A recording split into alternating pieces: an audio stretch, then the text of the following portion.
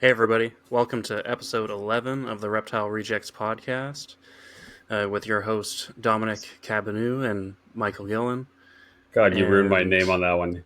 damn it, I thought I got it better that time. Cabanou? The I fuck? don't know. I need to. I haven't had to speak Carbo, French mate. since grade 11. It's We're not calling you Carbo. that just sounded horrible. You got headphones on, but they're not fucking antlers. Yeah. All right, so Carbonneau or in English Carbonneau, but Carbonneau Okay. is the way to do it. It was pretty close, though. Keep going. Cabano, like Oh that or Jesus, no? just give Ah, up. shit. All right, keep going with your. Carbonell. Okay. Hey, there you go. Carbonell. Scott's got it. That's pretty good. Carbonell. So it's carbon now. Not the Just say now, but carbon now. or no carbon. No, it is an O at the Carbon end. no. EAU is Oh. O at the end. But anyway, that's Oh, the. okay. Keep going That with your makes sense, introductions. I was Welcome, trying everyone. trying too hard with it. Yeah, welcome everybody. Alrighty. What's up with you this week, Dominic? Anything new? This week, honestly, not that much. Sold a couple more snakes. Room is clean. Lots of feedings. I think I'm down to maybe 3 or 4 babies that are a pain in the ass and not eating, which is pretty good considering I started with about 100 this year. So overall, life is good. Yeah, not much more to report. I guess the only thing I could say is this is probably the last show that I'll air before the Canadian Pet Expo. I think it'll actually come out on during the Pet Expo. So everybody, Canadian Yeah, Reptile, it'll Sunday morning. You can listen yeah. to it So when you maybe we drive can into the show. maybe we release it a day before. Just I don't know. We'll see. But anyway, Canadian Pet Expo, September 13, 14, which has multiple different shows. The pet show, it has the plant show, it has the aquarium show, and it has the Canadian Reptile Breeders Expo, the biggest show in Canada. Take a look. We're giving some tickets away, but by the time you listen to this, they'll already be given away. So except for that, what's new with you, Michael? Not too much. Just getting stuff ready to be away for a couple weekends in a row here because I'll be down at CRB next weekend. So I fly out Thursday evening and get to Toronto at 7 a.m. in the morning. So I got the red eye. Nice. That'll be fun. I get to hang out at the airport till either somebody picks me up or the other guys fly in, but we'll see when they fly in. I got 2 different times for when they may fly in, so I think I might just Uber to the expo, which is about 3 minutes I from was the gonna airport. say you can literally see the expo is on the backyard of the airport. Yeah, I looked at the map and I was like, oh yeah, that is right there. Might as well walk. If I can, I probably have the time to do it. Yeah, and Well, then are after that is any? the BC. Yeah, go for it. Go for it. Then I got the BC Reptile Show after that. So that'll be hosted by the BC Reptile Club that I'm a board member of. It's a non for profit, so all the show proceeds go straight to the club to help us support other non for profits. And this year we finally got into donating to local conservation and local other like non for profits like the food bank and women's assistance and whatnot. So yeah, we're trying to put money towards good things as well as saving up some money to fight some legal battles that may be happening soon. There's been a push by an animal rights organization in Vancouver to get rid of traveling reptile exhibitions, i.e., reptile shows and educational programs, as well as introducing a positive list. So this is being presented to the mayors and councillors at a meeting during our reptile expo, and we're not allowed to even have anybody there to represent us. So we are emailing all the mayors and councillors around BC to urge them not to do this, as it's not an issue. And we, ever since our laws were redone in '09, we haven't had any major problems. There's always going to be rule breakers, but it's not a common occurrence of anything terrible happening. And yeah, if you want to help and want to email people, we can, which you don't have to live in BC as long as you're a reptile keeper. Just reach out to just actually, you can just take a look on the BCRC Facebook page or Instagram. There'll be links there. You can also just reach out to the page, and Jalen will get in contact with you and let you know what you can do to help. And yeah, we gotta stay on top of it before it becomes a actual issue that we actually have to hire a lawyer for.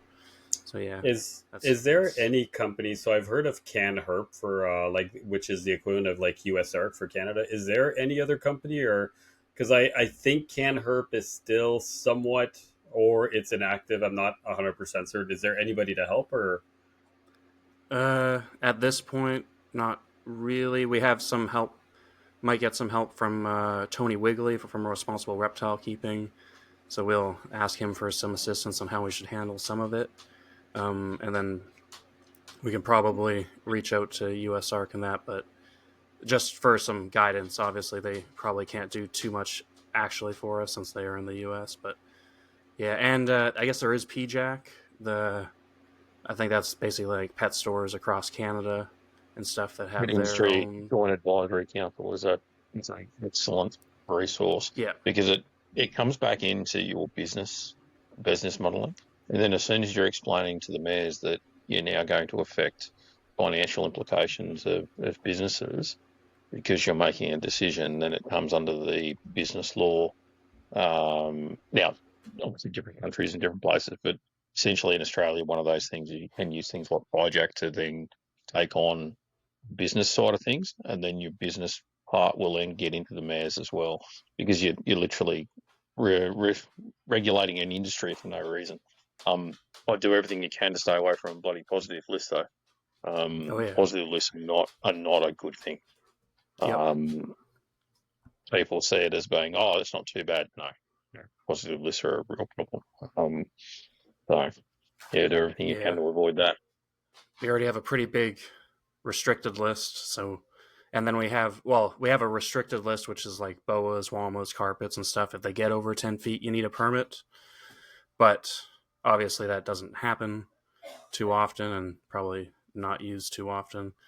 On top of, and then we have the like illegal Alien Species Act list that was created in '09 that banned all the venomous and certain rear fangs and constrictors, crocodilians, and obviously other exotic animals like tigers and stuff. So honestly, like it's not like it's something that like it's a misuse of government funding if they were to put it in and try to enforce something, because there's not you're not seeing hundreds of these animals being confiscated every year, and most of these animals that were around back then are already gone. So yeah, it'd be definitely terrible to have, and definitely to stay on top of it. It's no different to things like keeping birds or keeping fish that they don't have positive lists for them. So that could potentially be an argument for you guys to look at as well. Oh yeah, So yeah, multi-string that bow as many arguments as you can to refute what they're saying. The other thing that I would yeah, also be doing is running around to as many of the academics as possible. And get a really well worded letter together and get them to sign on to it. So as many of the wildlife department regulators within Canada, as well as the zoos and any of the state government bodies, universities, as many professors, doctors, masters, etc., as you could, to get signed on to say that a positive list is not a good idea. Keeping reptiles and amphibians is a uh, not a threat to the environment, provided that we have these following steps in place, including these prohibited lists that are already sitting in there, and then make a yep, statement to say that it's been working since 2009. Why do you want to spend so many thousands of dollars, millions of dollars, whatever it might be, to revamp? And then it suddenly becomes a much harder thing for these animal rights activists to go down that road.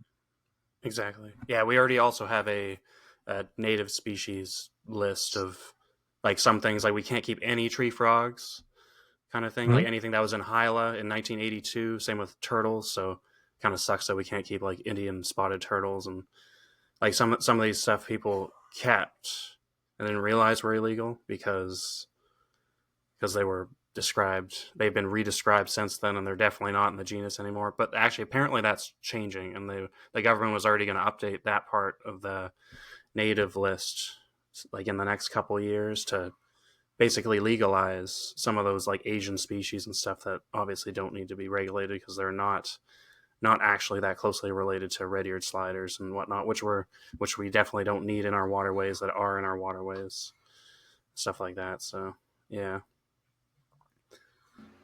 How do you guys feel about introducing our guests? Because I don't even think for the people not watching on YouTube, they're probably just hearing Mr. Eipper's voice there. So, in case anybody wants to know, our guest this week is Scott Eipper. We just started talking without actually doing an introduction. So we're Scott, really happy to have you on. Thanks for joining us.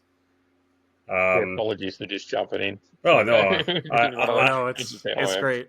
I love it. I just figure at some point we got to introduce you for because not everybody's going to watch it on YouTube, right? For the people listening, we'll probably have Scott Eipper's name on the title of the podcast, so I'm sure people will clue in fast enough. I'm sure most of these people have listened to your podcast or have listened to many podcasts with you on it, so they'll recognize your voice immediately. But oh yeah, we're definitely glad to have you on. Well, I can speak underwater with a mouthful of marbles. So, yeah, so one half of Nature for You. Regretfully, we've had a personal issue, and that's why Kai's not here with us. So at some point in time, we've picked that stone over again, and we'll get Ty on. That way you don't get to listen to me bang on about things all the time. So, yeah, but yeah, other than that, g'day guys. How are you finding the foray into podcasting going? You want to go first? Well, it's definitely I'll go. I'm the one that has to run this platform a little bit. Although Dominic's definitely helped out a lot with being a really good co-host and getting some pretty good guests on. So it's definitely fun to figure out how to run the streaming platform and how. Oh yeah. Oh yeah, it's definitely fun to figure out the streaming platforms and what do I do if the guest doesn't show up or whatnot? Although we haven't had that issue yet. And then or when people's stuff doesn't upload, that's always a good one. And then you have to worry, and like even Cody Joe last week, I think his cut out and then it didn't upload, and then I had to a couple days later I had to get him to upload it, but it all worked out, so it was good. The only bad one so far was that wasn't bad. I was able to salvage it, and it was good. Although it was the only one we used a lot of pictures in, so that kind of sucked. We lost that out. Was the Bill Hughes episode, which would have been awesome if we got all those pictures of the Russian Bergeri and Sanzini and stuff in there. But that was a great episode. I liked, even though it's the lowest viewed one so far. But I think people will like it in the long run. So yeah, it's definitely been a learning curve because even though I'm young, I'm not a big technology guy. I'm a drywaller, so I'm supposed to be stupid. It's been interesting. It's been fun. Like I've always wanted to do it, but I'm really good at breaking computers or making viruses appear or anything like that. So I was like, I can join you, but I can't do anything. I can press the button mute on and mute off, and that's about it. So it's been fun. I think it's quite an experience. It's cool to be able to speak to all these people you want to speak to, like yourself and other guests. So that's probably the most rewarding part of it. See, to me, the worst show we did, and not because of the guest, because of the sound, was our first guest was Justin Julander, but my mic was terrible. The sound was horrible. And like all I want to do is delete it and ask him to come back on and restart it because I bought myself a mic right after because I'm like, I'm not doing this again. That was terrible. And but now you can't get that back, right? So, but it's been fun. So, Scott, how about you tell us just maybe a bit of your resume, like who you are, what you've written, because I know you've done books, you're into a podcast. Are you a herper? What do you keep, etc.? Maybe just go a little bit into it, just so for the people that don't know you, maybe that live under a rock and has never been into herpetology before. But like, give us your resume. Okay, well, it's I've been around that since I was a kid, and so most people go around, and most of us, most of the listeners, and most of you guys as well, would have been out chasing critters when you were a little kid. I just never grew up, and I just kept doing it. Right. I had a couple of wonderful parents that were very supportive of my craziness, I suppose. And then I ended up going to the Victorian Herpetological Society as a 10-year-old kid. And still a member of the VHS today. There's the president, his name was Brian Barnett. He was always supportive of kids and all the rest of it, and sort of paying it forward, I suppose. And now I get to do the same thing. So we've got a business here in Queensland. So I moved away from Victoria in 2005, moved up to Queensland, and we've got a business up here called Nature for You. Now, Nature for You is a multifaceted business. We do wildlife demonstrations. We do training with regards to venomous snakes, and we do herpetological consultancy. So, it could be some field work, it could be some fauna surveys, etc., etc. But as part of the VHS, and then they had a magazine, a journal called Monitor Magazine, and I ended up sort of coming on to that as an editor at one point. So I was an assistant editor on Monitor Magazine, and that's from that I started writing and sharing. And so the dissemination of information is something that I've always enjoyed. I've always enjoyed writing as well, and love taking photos. And so from the writing and taking of photos, I put together some various articles on the husbandry of various bits and pieces, and then moved into doing field trip reports as well. And then in 2010, started working on my first two books. They came out in 2012, so that was a guide to Australian snakes in captivity. So those covering elapids and colubrids. There was pythons done by another guy, and then I also wrote a book on the guide to keeping Australian frogs in captivity as well. So always sort of kept all sorts of bits and pieces, everything from lizards through to crocodilians, frogs, pythons, colubrids, venomous snakes, homelopsids, whole box and dice. As part of my passion, though, I used to love getting out in the field and seeing critters in the wild and taking photos and stuff.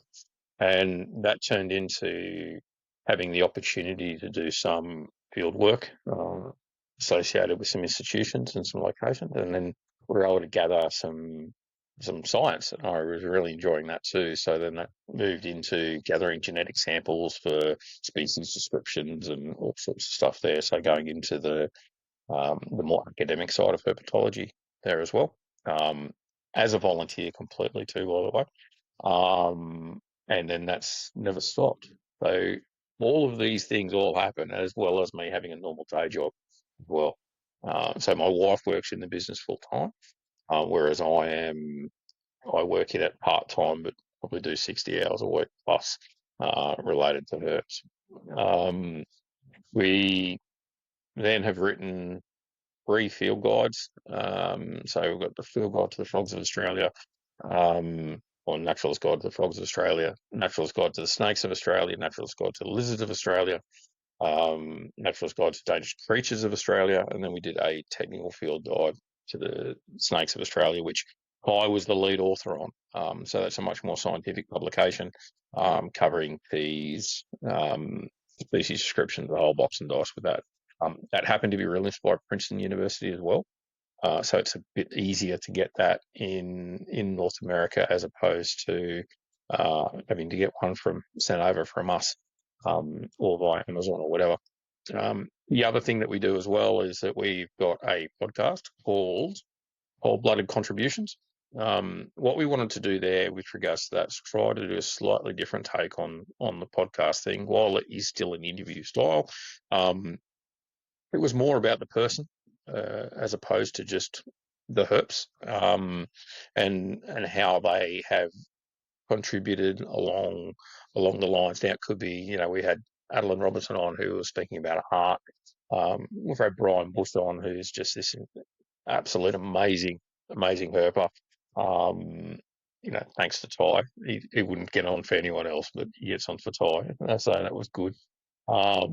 And then, we've spoken to a whole heap of friends, I suppose. And, as you say before about getting out and seeing and talking to people, this is just an excuse to stalk herbs with somebody. So it's good fun. What else? Oh, and then we've written for Chimera as well, which is over in Germany. They probably do, in my opinion, the best herpetological publications that are out there. So we had an opportunity to redo a Lapid book to a much more. We were truncated a little bit by the publisher initially as to what we wanted to do. Well, with Chimera, that was completely different. I was like, no, do whatever you want. If you want to make it a 500-page book, just make it a 500-page book. 576 pages later, and you know, 1,200 images and 60 graphs and 50 line drawings and all of the bells and whistles that's in that book. We were able to produce this book that is pretty incredible when it comes to venomous snake management in general, as opposed to just the management of elapids.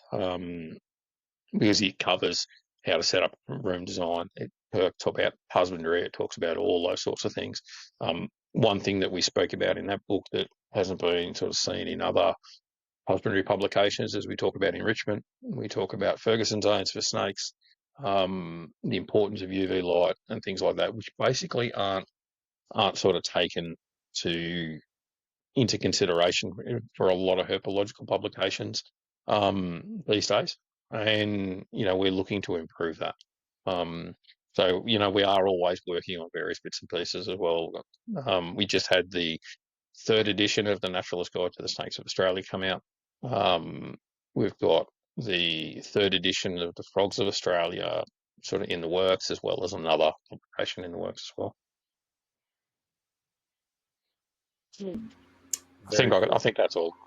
I think, you know, That was a yeah. lot, actually. That was very cool. There's I'm not even quite sure where to start with all that. How about At the beginning usually help. how about so? Do you keep any snakes that are in your private collection, or any other Yeah, animals at all? Or are you purely so? You said Nature for You. Is that correct? The name of your company? Yeah. yeah, So I correct. imagine you Correct. have animals for that. Is that what you'd consider your collection, or do you have other animals as well? Um, so these days we did have a few other bits and pieces. But now we are back just to keeping herps. We've got a bird and a couple of dogs, or house horses, I like to call one of them. I've got a Neapolitan Mastiff that is inside the house, and he's a decent sized dog. Um, and then we've also got a Jack Russell cross pug as well. So um, no doubt that the Jack Russell cross pug is the one that runs the house. That's okay. Um, but yeah, so we keep lizards going as skinks, um, colubrids, pythons, and elapids these days. That's our herb collection. So we're not keeping any of the insect feeding stuff anymore. Um, we sort of made a decision a while back to go away from keeping insect feeding herbs because it's just so much more work if you have that as well. So while we'd still like to keep, things like leaf tail geckos or tree frogs or all these other bits and pieces, we didn't really need to keep them. And so because we wanted to reduce our collection size, because we wanted to do a bit more traveling and a bit more herping, um, we sort of made that decision to sort of back on a few bits and pieces. So now we're focusing in on skinks and elapids, but we've still got some pythons and granids and a few other bits and pieces. Did you keep crocodilians at one point? I thought I remembered you Mhm. had at least a Yeah, freshie or two at one point. yeah. I had freshies for 25 years. So it's funny, right? Like someone goes, "Oh, it's really cool to keep a crocodile," until you keep a crocodile, and then after about 6 months, it's keeping a crocodile. It's just like another animal in a box, and frankly, they need a lot of room.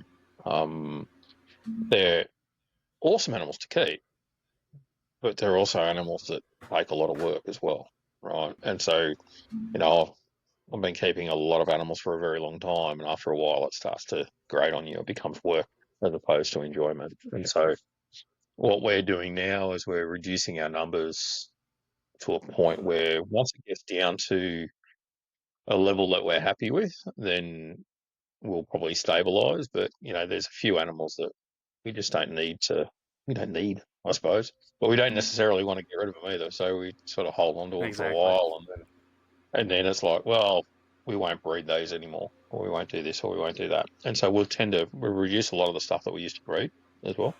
Just Basically because it's like moving on a lapids to people and finding responsible homes, and it's a pain in the ass. And then, like you're saying before, Dominic, about having to get snakes feeding, you get sick and tired of having to get 200 snakes feeding in a year. You know, yeah, we'll leave that with people like Nick Mutton and Ryan Young and guys like that that do it for a living, right? Like, we should ship Yeah. all our oh, trouble feeders directly to them. yeah, but they don't play with venomous snakes. Yeah, Well, not in captivity anyway. So, it's not their thing. And it's all well and good to be force feeding a heap of carpet python when you're force feeding death adders and taipans and all yeah. sorts of other bits and pieces and pain in the ass. So, just by curiosity, what type of numbers of animals do you have now, and what number are you trying to get down? Because, like, for me, it took me a while to realize that I like to keep about 50 adult snakes or somewhat, and then the babies that always dwindle down. And I figured out that's my magic number where I'm happy and I'm not overwhelmed. What are Um, you thinking? well, we've probably got 70, 80, 100. We've got about 120 adults here. Yeah, And they vary, whether they be lizards or snakes. But Um, your babies are so probably, I'm assuming, not that high. Like you're no, probably having maybe 50 babies at babies the a year, moment. maybe. Okay. Oh no, if we try to breed, if I'm pairing stuff up, we'll have three times that easily in a Oh year. yeah. Um, but we'll probably pair, like this year. There's like two things that I'm probably going to pair, and then we'll have some skinks that are live bearers in pits that will go as well.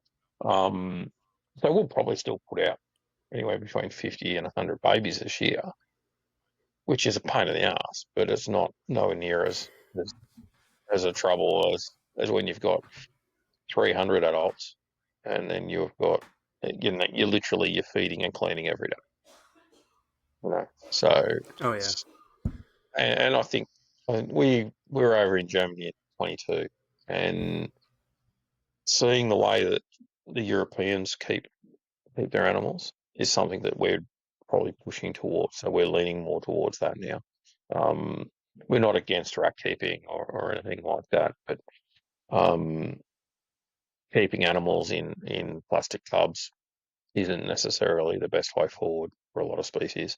Um, it's a way forward. It's a way to do it, and there's no issues with that. Um, but the question I would have is it the very best way you can keep that particular animal? And the answer in a lot of cases is probably no. Um, but it's not to say that it's not a reasonable way to keep them either.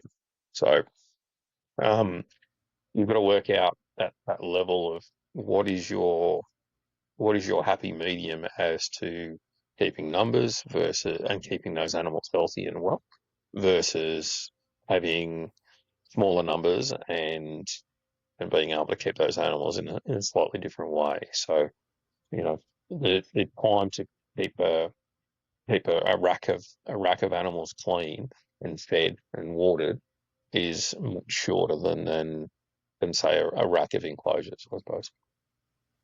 Yeah, for sure. Although you almost have to do it more often.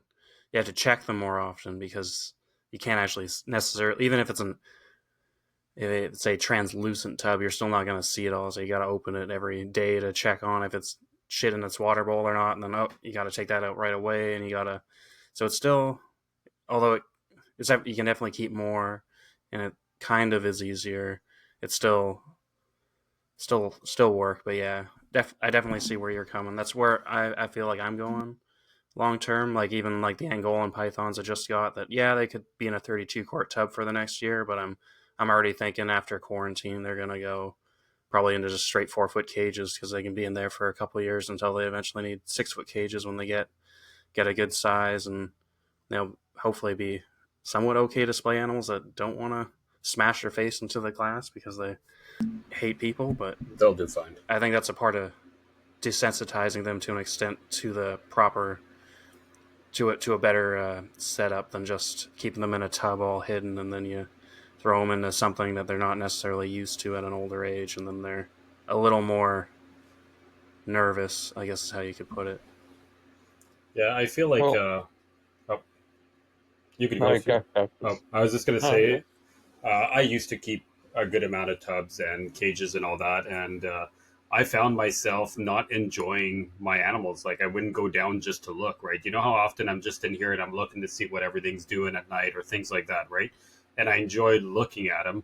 And I've gotten rid of every single tubs except one. The one that I feel is the most important is my babies. Like brand new babies are all in 6 quarts. I've got a big wall of 6 quarts for all the babies, but after that, everything goes out. And then I just got different size cages. Like if you look behind me, all those little tiny squares, they're 2 feet deep and they're only about, I don't know, 10, 12 inches wide, but they're perfect for yearlings and everything keeps going up and up and up. But at least this way I can walk and you can see everything. And for me, I don't need to hold these animals and put it around my neck and watch TV. I'm there just to leave them alone. I take care of them. I enjoy their beauty. I enjoy feeding them. I enjoy looking at their naturalistic behaviors. I enjoy breeding them. And I don't know. I don't get any of that in the tub. And the other place that to me a tub really it works well is quarantine or any animal that's sick or when you have a reason to be that 100% aseptic or is it aseptic? No, septic. No, the other way. Anyway, clean environment. So yeah, anyway, I kind of agree with you, and I've slowly moved towards that. And I don't know, my cages are always changing. I go from having branches to perch to 3D printed things to. I've changed my setup so often, it's ridiculous. I think every 2 years something is completely different in here. I think sterility is a concern, particularly with things like quarantine and stuff like that, and no issues with having enclosures that meet the requirements for quarantine, of course. And then same thing with juveniles. I think juveniles are easier to monitor when they are small, in small pub style enclosures, right? Um, but that doesn't say that you can't modify your rack systems to incorporate things like UV light, and proper lighting systems and all that as well, right? So you can have mesh tops on your plastic tubs with lids and then have a UV light suspended above them, right? That comes on a timer. So there is ways that you can improve that as well. I think that there's a couple of things to look at. Is that and there was a very interesting study that came out in 2008 by Aracino where they looked at vitamin D3 levels in um, corn snakes, and they split the clutch of corn snakes in half, and they exposed half of them to UV and the other half not to UV, and then they euthanized them at 18 months of age and looked at bone densities. And the animals that had exposure to UV had significantly greater levels of denseness to their bones in the animals that were exposed to UV light, whereas the animals that weren't. Right? And the only difference between the two, right, dentition was the same, the food was the same, um, so the diets were the same, everything else was the same, with the exception of exposure to UV light. And so here's these animals that are much healthier with UV light. So the question then becomes, how do you incorporate that into it? Now, most people don't have an issue when people say, oh, I'm going to throw UV light over the top of your lizard, right? You don't hear people bitching and moaning about it. Generally, most people say that you must have UV light over the top of lizards. Well, snakes are just lizards. They're in the same squamata. They're in the same class, order as being squamata. Okay, they're not changing class. They're still squamata. It doesn't matter whether it's a snake or a lizard. And so, at the end of the day, while snakes are generally predators and they do get a lot of their calcium from their food, you can improve their calcium uptake and the way they metabolize it by using UV light in addition to that. So, and nocturnal species get access to UV as well. This is I, the other thing. People go, oh, it's nocturnal. They don't come out during the day. Bullshit. They do come out during the day. They cryptically ask. They are exposed to UV light at all times. so So. I think I'll have to go to the devil's advocate side here and just say, like, often you hear of the problems that lizards have, though, from not having UV, right? I Hmm. feel like you don't hear those problems, though, with snakes. Like, I don't have any snakes with metabolic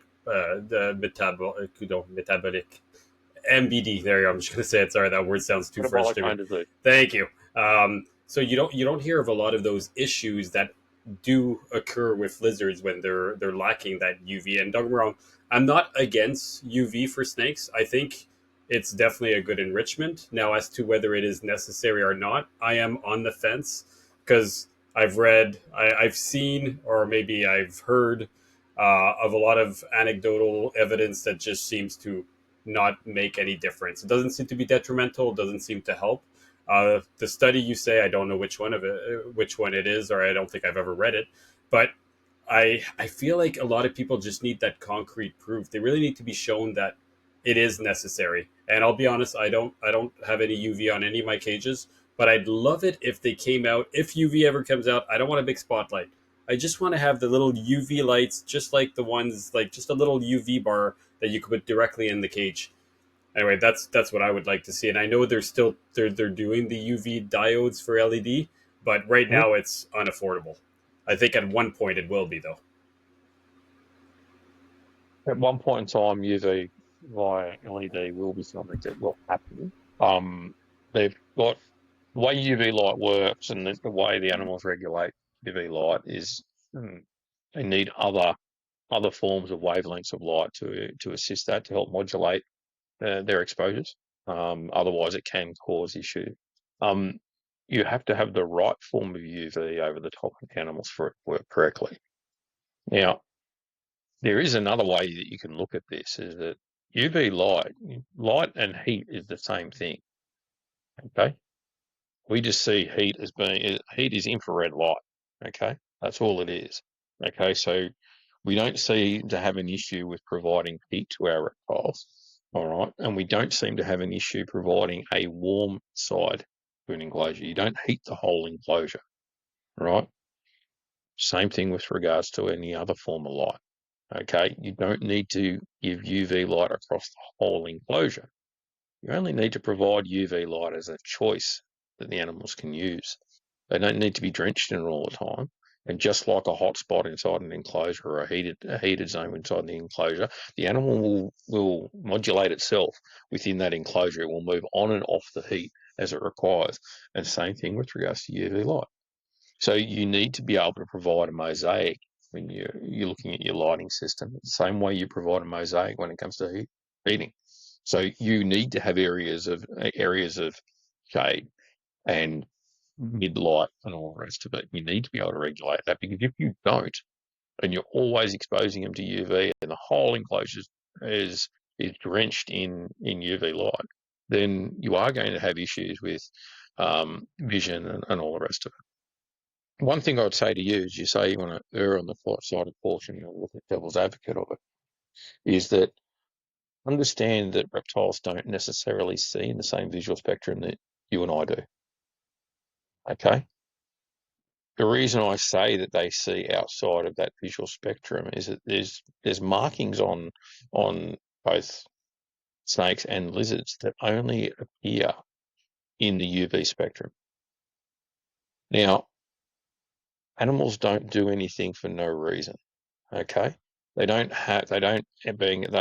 produce pigments that sit within that UV spectrum because there's no benefit to them. There has to be a benefit of some description for them to produce that, right? So some dragons, you see some agamas, they get these chest markings and stuff like that. It's only visible under UV light, and it's a signal to say that that female is already gravid.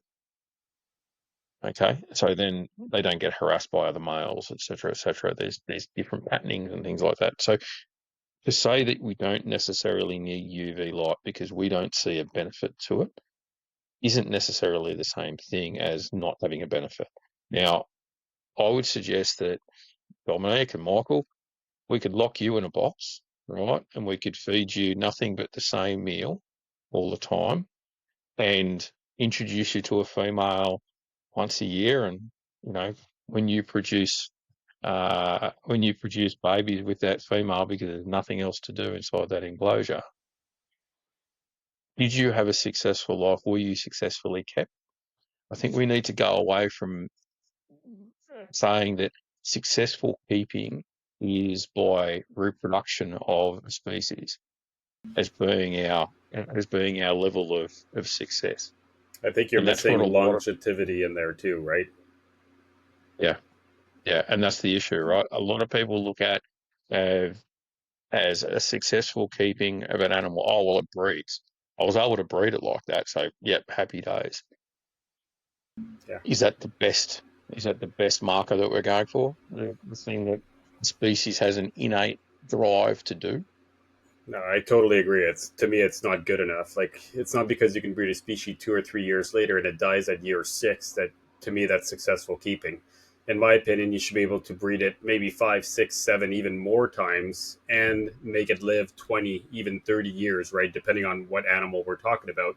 To me, that's success. So if we put Michael in a box, and I'm going to use that because it's much more fun than putting me in a box, or put Michael in a Fair enough. box and it's going to be 10 feet by 10 feet. We're going to have a bed and a desk, and we're going to feed him burgers every day. Introduce a girl once a year. He'll probably live a good while, but at some point, after 20 years, he'll start deteriorating. He might die at the age of 30 because of so many issues, right?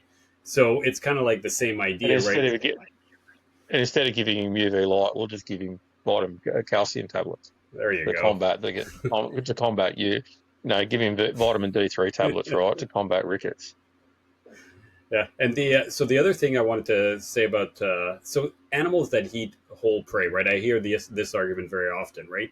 Isn't the idea that you eat an animal that gets the UV, right? By eating the whole prey, you get the animal that has gathered everything for you. So is that When was the a last? valid? When was the last? Oh, yeah, actually, when was the last time you heard of a rat or a mouse breeding facility that was outside?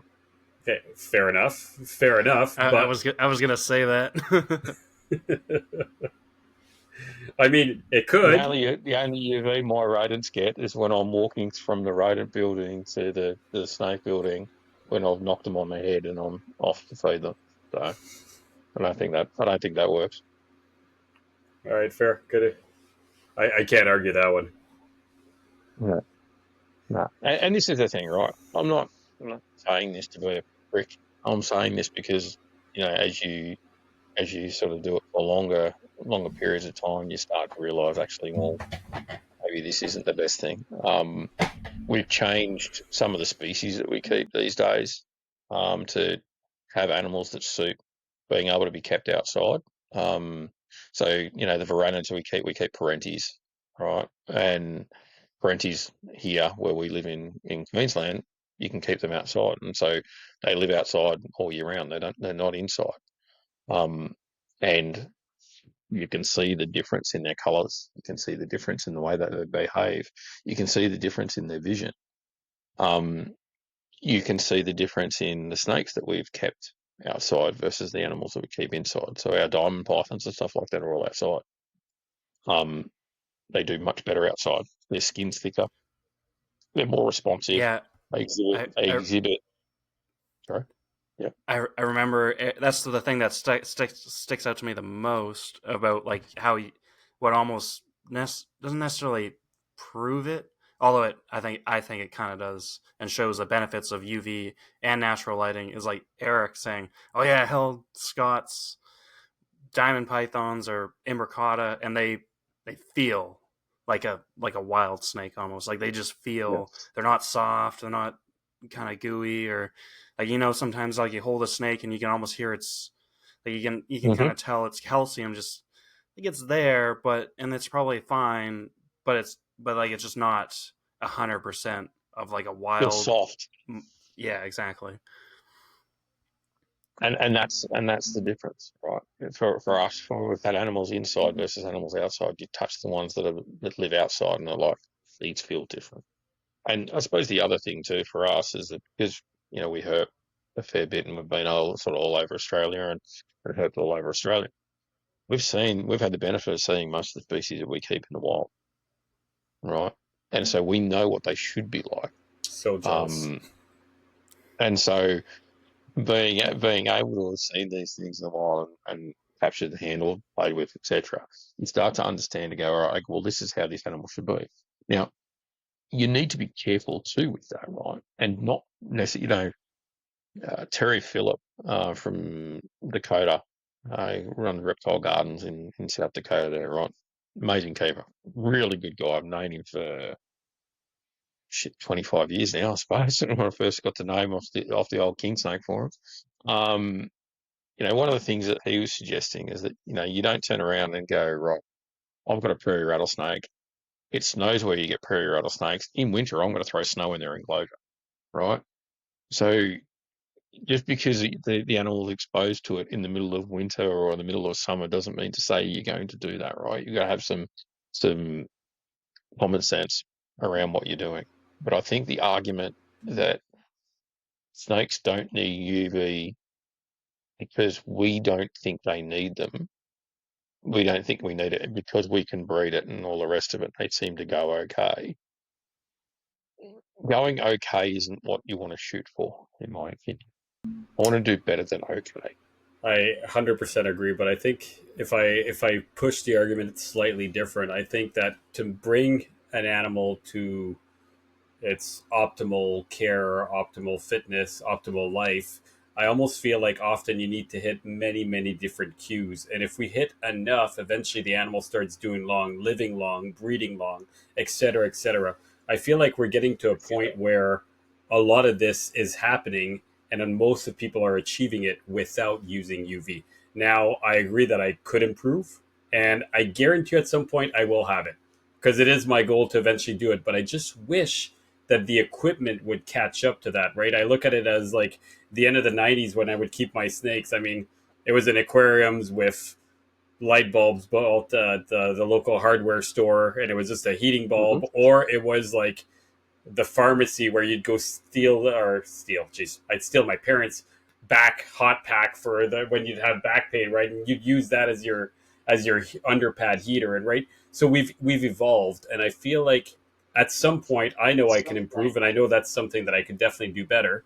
I feel like the only thing I can buy right now when I go to the stores are they're either the large like they're not neons, but whatever those large tubes are, or the big Mm-hmm. bulbs. And I honestly don't think there's an easy way for me to make it work in my cages. I I want to go the LED route. And when it's easily accessible and it's at a price that is accessible, I can guarantee you I will incorporate it in everything. I think it's got to be proven, right?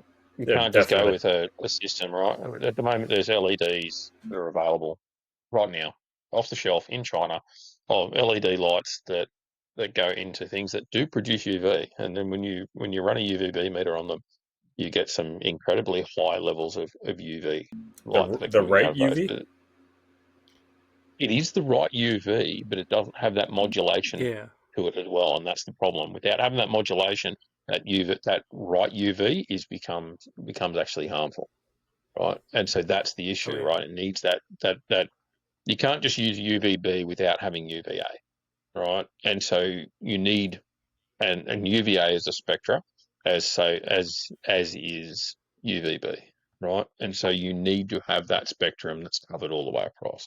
And so having one or the other is not good. Um, I'll talk to two things. We spoke about longevity. I'll put a pin in that, and I'll talk about that in a minute because I had a snake die that I've had for a very long time just recently. It's one of the record hold for the species. So we'll talk about that in a second. But I just want to talk one more thing about the UV. So we built a new snake building back 10 years ago. And one of the things that we did is we put windows in the roof, okay, of the facility. So there's four windows in the roof. We call them skylights. They're double glazed light windows that are sit in the roof. And what that does is actually allows the animals to be affected by the moon phases. If you've done much herping or anything like that, you'll know moon phases are pretty important. The lunar cycles are pretty important to reptiles. And there's a big difference between the activity on the new moon, where there's no moon, versus a full moon. So we wanted to sort of do that. But what we found is that we would have animals that would be actively seeking out the parts of the enclosures that were being drenched in natural light, even though the UV was getting filtered out by the glass, right?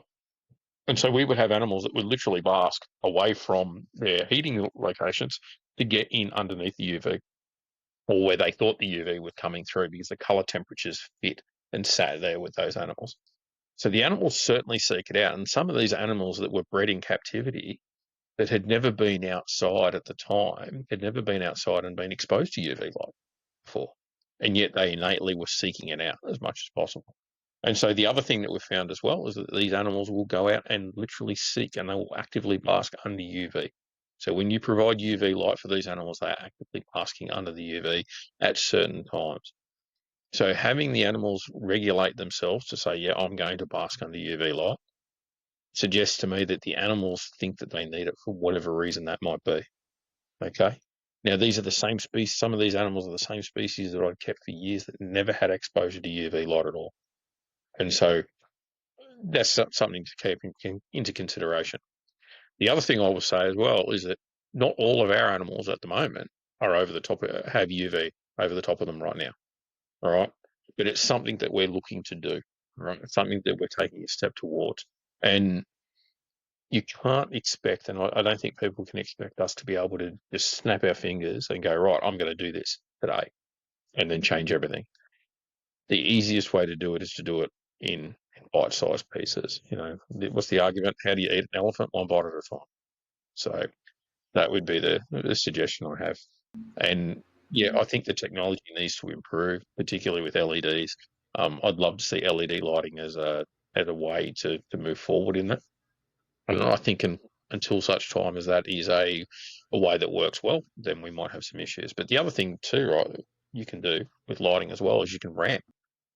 I think ramping is an important thing as well with regards to lighting. You know, you don't walk outside and the sun is naturally just up. All right, it takes time. There's a period of time where it goes up, and we're seeing that now in fish keeping and coral keeping and stuff like that, where they're using ramping systems in regards to light. And that's making a huge difference to their success in being able to keep some of those things. The aquarium industry is something that is like the expensive cousin to the reptile industry from a point of view. And so what we often see is we'll see the aquarium industry generate products and stuff like that, and then the herp industry will come along and bastardize those and figure out a way that you can use them for their own stuff. And 15 it years does seem later. yeah, 100%. 100% it does. And frankly, I think that's what's going to happen. I think we are going to see, they will produce the right sort of diodes that for UV, and then eventually once those diodes are out there, you'll have UVA, UVB, and then a couple of other full sets to supplement some lighting system for herps. So, Yeah. Yeah, I was going to go for it, Mike. I've seen my own snakes, like my Kentucky pine female, like because I have a window in my reptile room, so the sun will in the morning, even early afternoon, it'll depending if I leave the shade fully open, just because sometimes it just gets too hot in the morning that it's like I need to keep the shades kind of down, but like there's still light coming through, and she'll come to the front of the cage and just kind of sit in the where the light's shining in. Same with even the subox. My subox will do it too. They'll come out, lay right in front of it, get their sun. While like other stuff that I've kept with UV in the past doesn't seem to use it, like the Bairds for some reason never. Like I have used UV with some of my stuff, and I put it on for an hour or two because I was unsure if I wanted. I guess I didn't want to leave it on for the full 8 hours or whatever for their full daylight cycle. But if I thought if I put it on for an hour or two, it's like at the worst it's going to do is it's not going to be used, but best is they still get that at least some sort of cycle of UVB in there with the I think those were the Arcadia ones I was using that I still have in some of them. That some like the black milks they'll use them. Black milks love the because those guys are more of like an ambient snake that if you give them too much heat, well, they'll just hide too. But if you give them a little bit of light and keep them ambient in the 70s, they'll do just fine, and they'll actually use it pretty well. Yeah. So you were talking about the whole ramping earlier too, and just like upgrading everything slowly. Like if you look behind me, I've got the really cheap garbage Eipper thermostat, and I say cheap garbage because they work great, but for only about a year and a half to 2 years until they just shut down and destroy themselves and stop working. And I've been slowly changing, and I've got about five of those huge stacks full of cages, and three of them are now all on Herp 6, Herp 4, a couple all Herp stats, and they're amazing because you can make the heat go up slowly, ramp down for nighttime, and all that. And I'm slowly changing all that. So my goal has been to do change everything to herp stats, use the ramping, and then eventually, slowly, my next goal would probably be to tackle on lighting. Like I have lighting in every single cages, but they're just LED. But I'd love to have the idea of a ramping light that would be LED, that would be UV, and would only come on like for a short period of time during the day. I don't think I would do the full 8 hours. I might do only 4 hours, but have a slow ramp and then slow ramp down. That's to me, that's in my head. That's what I would do. What you could do potentially, right? I'm assuming you're running timers in your room Yeah, they're for your all lighting. astronomical timers, so they're the timers that follow sunset, sunrise. Perfect. So what you could do is you could use if you went out and bought Fluval. Fluval have got a thing called the Terra Sky, and they've also got the Aqua Sky system, which is a lighting program thing, which is fucking nuts. Um, if you got two 4 foot long LED strips from the Aqua Sky series and put them in the center of your room, mounted them up in the ceiling there, you could actually have them come on half an hour before your lights come on inside your room, and then that would actually give you a ramping within the room with regards to your light, and it would also come on at the end of the day too, right? So when your lights are ready to go off, those come on, and then you get that ramping in the room, so you get that ambient light coming through your enclosure windows, which would give those animals a ramp in regards to your lighting system. You don't necessarily have to do it in every cage, right? So we've got Aqua Skies because they were the aquarium ones that came out before the Terra Skies did. So we've got a couple of Aqua Skies in the room. And so what we do Mondays, Wednesdays, Fridays, and Saturdays, we have a thunderstorm in the afternoon that goes for anywhere between 15 and 20 minutes. Um, and then we'll actually increase those thunderstorms when we start to get the thunderstorms start to roll through here where we are in the subtropics. We start to get towards the end of spring, we'll start to get thunderstorms every afternoon. And so what we're doing now is we'll actually do the same thing. And so what we're getting air pressure changes outside that are coming through, and then we're matching that to thunderstorms in the room as well. And so potentially what you could be looking at doing if you're you know, because I think it's the snowstorms and stuff like that that you get when you're getting a snowstorm or a blizzard coming through. You get that air pressure system change as well. And that's when everyone wants to throw their snakes together in the northern hemisphere on those air pressure changes. Or you could throw a thunderstorm up happening with one of those things at the same time, and so you would get that visual cue of a thunderstorm happening at the same time with your snakes as well. Now, it may not affect all of them, but it might affect one of them, What do or you it might mean affect by two of them. thunderstorm? Like the lights mimic lightning and Yeah, such? they Do you flash make like do you lightning. make the Yeah, noise and they the make vibration too? it doesn't make the noise and the vibration, but you can do that with sound if you really wanted to. But Yeah, yeah, yeah. no, we It. find that it does make a lightning storm. It's incredible. Oh yeah. I remember Yeah, when those came out. I think I worked in a fish store then. Those were Yeah, really cool. yeah, And that is. and you can control it from your phone. It's all on the app, so it's super simple. it's like literally on my phone if I wanted to pull it out, and you can literally change it, and you can change your color temperature as well. It allows you to change your blue, red, green, and white LEDs in the light system, and so you can actually increase the warmth of your light or the coolness of your light or whatever. Now that's really important apparently for when you're doing corals. So Oh certain yeah. corals respond better to red light versus blue light versus green light. So you can actually reduce your greens or your blues depending on what corals you're working with. Is it So a different brand for the corals? I forget what the. I haven't kept saltwater fish in a while. I forget what I the. think it's I just used Fluval. It was Fluval. Oh, So I'm thinking. I sorry. think I'm thinking Ecotech or something. But yeah, yeah, yeah. It Fluval, might and then Fluval is Hagen, right? So that's the same as Exoterra. correct. Yeah. Yeah.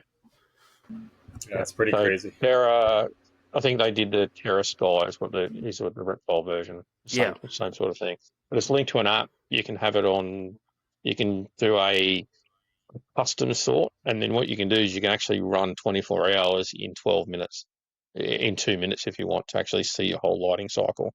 And so you can actually have some lighting come on at night as well, so you can mimic moon phasing and stuff like that as well. So if you wanted to have a full moon versus a new moon versus a quarter, and again, important for corals and stuff like that, if you're trying to make sure that they're spawning at the right time when you're keeping them, um, then same deal with that. So you could actually have a simulated moon phase in your reptile room. These lights. and that's the blue light, right? That's when it Yeah, kind of it's blue is light. that Yeah. brighter blue. Yeah, yeah. Yeah, but then you can reduce that too, right? So let's say it's got 60 LEDs that run across, right? 60 blue LEDs.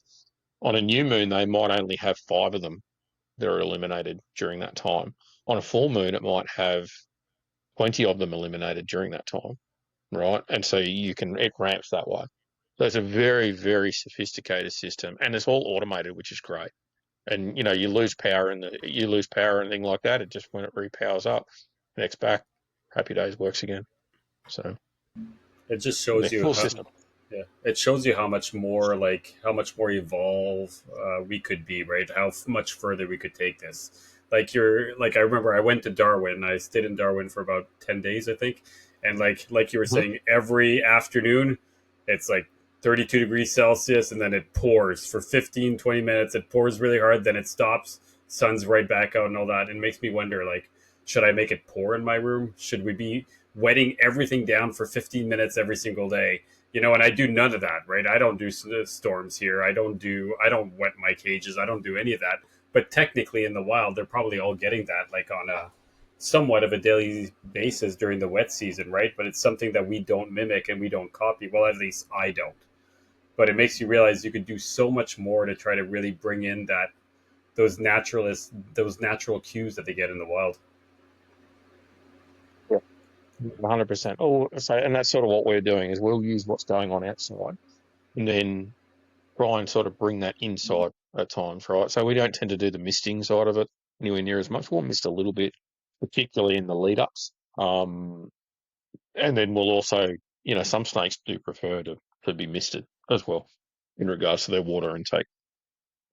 We always have water bowls in their enclosures, but we'll still give them misting as well at various times of the year, depending on the species. So, yeah.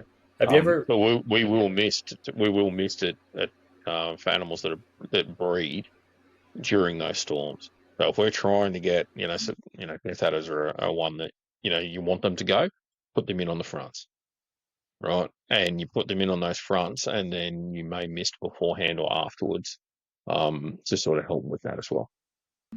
So you were talking about barometric pressure earlier. Have So my experience has been that usually you pair the animals a day or so before the storm. And that's what I've always done. And I've noticed that the breeding tends to happen like 12 hours to 24 before the big storm. And then they kind of keep going after. But that's been my experience. I don't know. Like, what do you think actually causes that? What causes the interest in the female and the males? Or I guess it's more the males towards the females. Any idea? I have No? no All idea. right.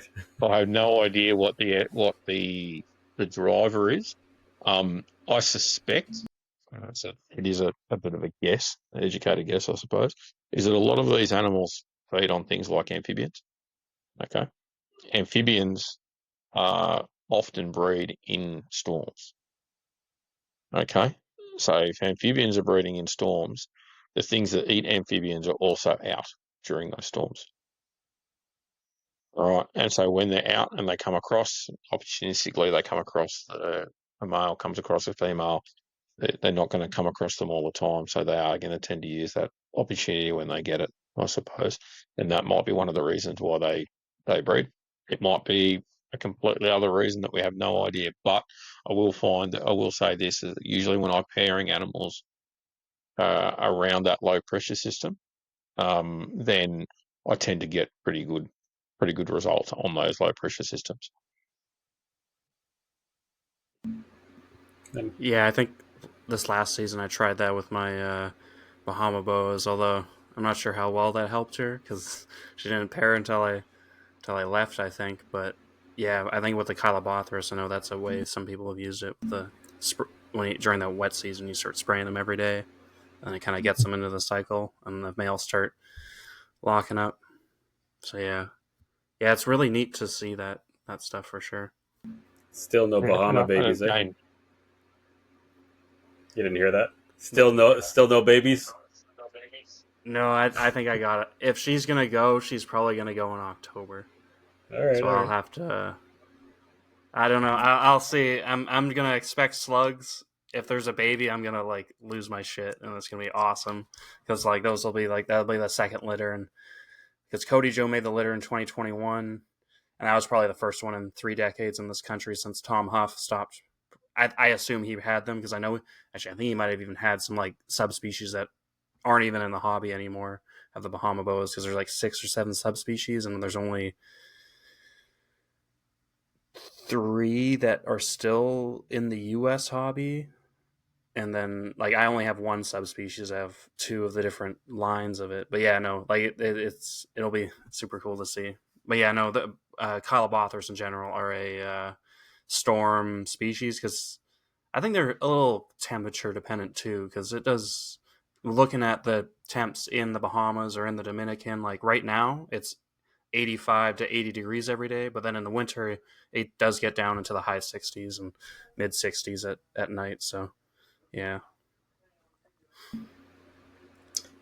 Scott, I'd love I'm to. trying to do a Oh, calculation there in my head to work out what 80s and 60s are, or talking Celsius. Um, so and the yeah. funny thing is, we Anyway, talk Celsius too, right? But when it comes to the reptile hobby, even though all Canadians talk Celsius, because everything is Americanized, and you talk to Americans for that online, it's like the hobby is like we're a tiny, tiny little portion of people compared to them, right? So you just get used like all my temperatures are in Fahrenheit just because I'm so used to it.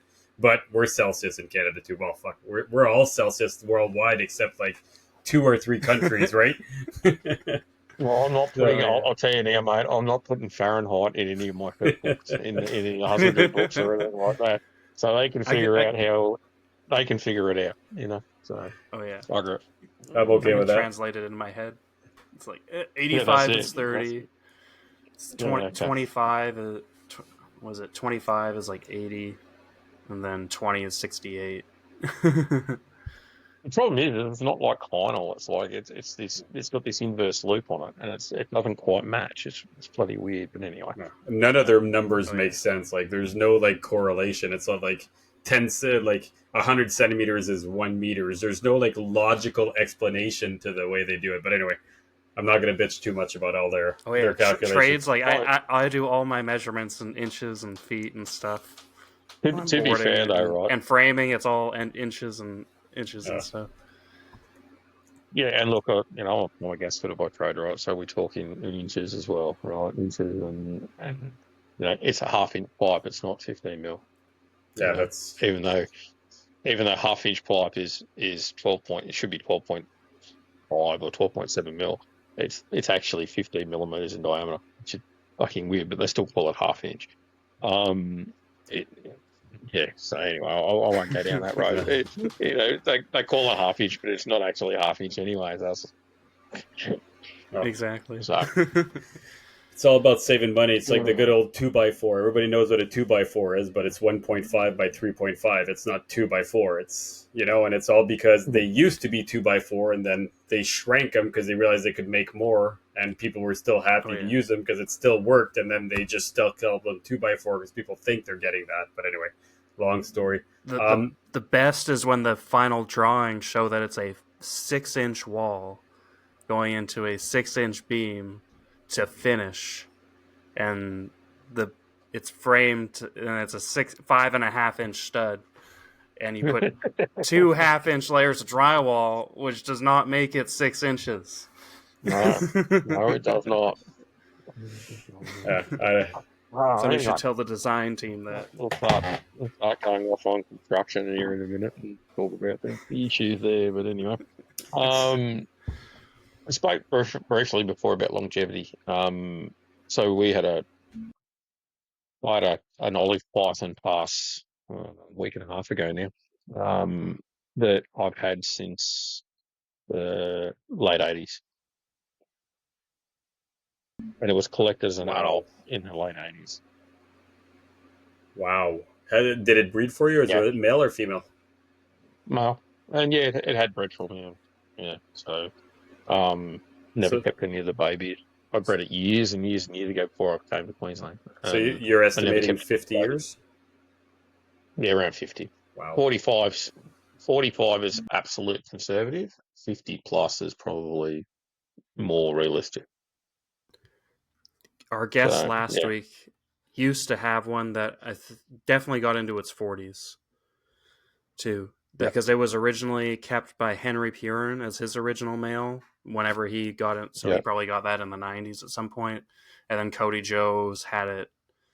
I think it passed away. I assume it passed away because he hasn't talked about it recently. But I know at least 5 years ago he still had it, and at that point it was early 40s. I want to say It comes an it was olive as well. blind. Yeah, it was an olive. Yeah. So this is sort of what it goes to show, right? Is that if you keep these animals in a reasonable way, these animals live for a really long time, right?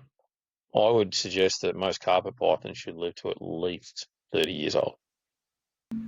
I think you gotta also cool them down, or at least have that period where their metabolism really drops. And animals that you do end up not feeding for, let's say, 4, 5, 6 months of the year, and cool them down and slow down the metabolism, you're lengthening their life by a lot, right? And I think that's one of the big faults that a lot of people do, like especially all the people that are a big fan of like taking a snake, making it more of a captive animal, and domesticating it to the point where it can breed all year round and such, and then they remove the need to cycle, the need to cool, the need to all that. You're also keeping these animals at high metabolism rate. You're shortening their life. I think all that is a big issue in my opinion, because that's not keeping it the way they should be. And there's no way you're getting an animal to go to 30, 40 years keeping it like that. Anyway, that's my opinion, but that's how I see it.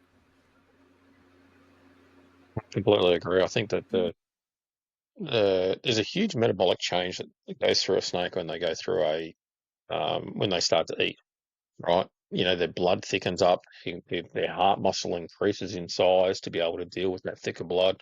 All sorts of things that change with these animals when they're feeding. So when they're being constantly fed, it starts to become a real challenge for these animals physiologically. Um, and so that's something that's a bit of a concern too. Totally. So I'm going to say I'm somewhat of a newbie when it comes to venomous keeping. I'd love to get into it. So I've never kept Mm. a venomous snake ever. I have worked in a zoo for about 10 years. I'm going to say, limited experience with venomous snakes. Like I've worked with a few rattlesnake species, a lot of rear fangs, and maybe one or two cobras here or there, but it was still pretty limited. Like I would consider myself a very low beginner, and then right now I don't think I've touched a venomous snake in 20 years, so I would not go Mm. near it. But I'm very curious. So you said that you guys are big into elapids and all that, and I'd love to know like um, how would you, let's say I wanted to build a room, or you wanted to go into venomous keeping, what would you recommend? What would you like, let's say if you had to give a 10-15 minute course on how to start, where to go, how to build your room and such. I'm very curious. We haven't had anybody that really kept venomous or have talked about it, so I'm quite Yeah, curious. So no, I'd, that's I'd fine. love your give us the Venomous 101 by Scott Eipper. Okay, so the first thing is ask yourself the question as to why you want to do it, Oh, I don't want to do it, but right? I want to hear about it. So, but but that's the first question, right? So, if the question is because I want to look cool on Instagram or something like that, then that's not venomous keeping's not for you, right? So the way I liken venomous keeping is a bit like keeping fish. Okay. Um, a good venomous keeper is one that doesn't necessarily, they shouldn't be scared of the animals that they're working with or anything like that, but they don't necessarily need to be on hands-on with the animals at all times either. All right. So you need to work out what you're going to do and how you're going to do it. Um, jumping into working with venomous snakes is not something you should do in 5 minutes. It's something that you should plan for and work out how you are going to do it in such a way that is safe for not just yourself, but anyone else who happens to be living at your residence as well. Okay, so that's point number one. Point number two is work out what you want to keep in regards to venomous snakes. There is no point in just getting everything if you're not interested in keeping everything. You need to work out what you actually want to keep, and then there may be some various steps that you want to go down before you go to keep them. So, as an example, if you wanted to work with cobras, all right, or you wanted to work with mambas, or you wanted to work with taipans, or anything like that, keeping American copperheads as a starting point is probably not too conducive in regards to working with mambas. Okay, and so that's a point that you need to sort of take into consideration. Yes, it might teach you how to work with venomous snakes and work out those processes. Those processes in working with venomous snakes could be used with any other snakes in general, right? So one of the best venomous snakes to work with is someone else's, for starters. So find someone else that you can get along with and that you can work with, and then work with their snakes first under supervision. Once you've done that, then get yourself a colubrid or something that is a decent analog for the species that you're wanting to keep, and keep that as a venomous snake for 12 months. Treat it as a venomous snake. Doesn't matter that it's a corn snake or that it's an indigo or that it's a Mexican black king or whatever, or a boa constrictor or something like that.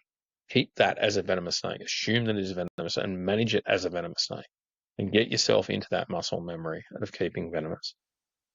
When you do start to keep venomous snakes, treat all snakes in the facility as venomous, right?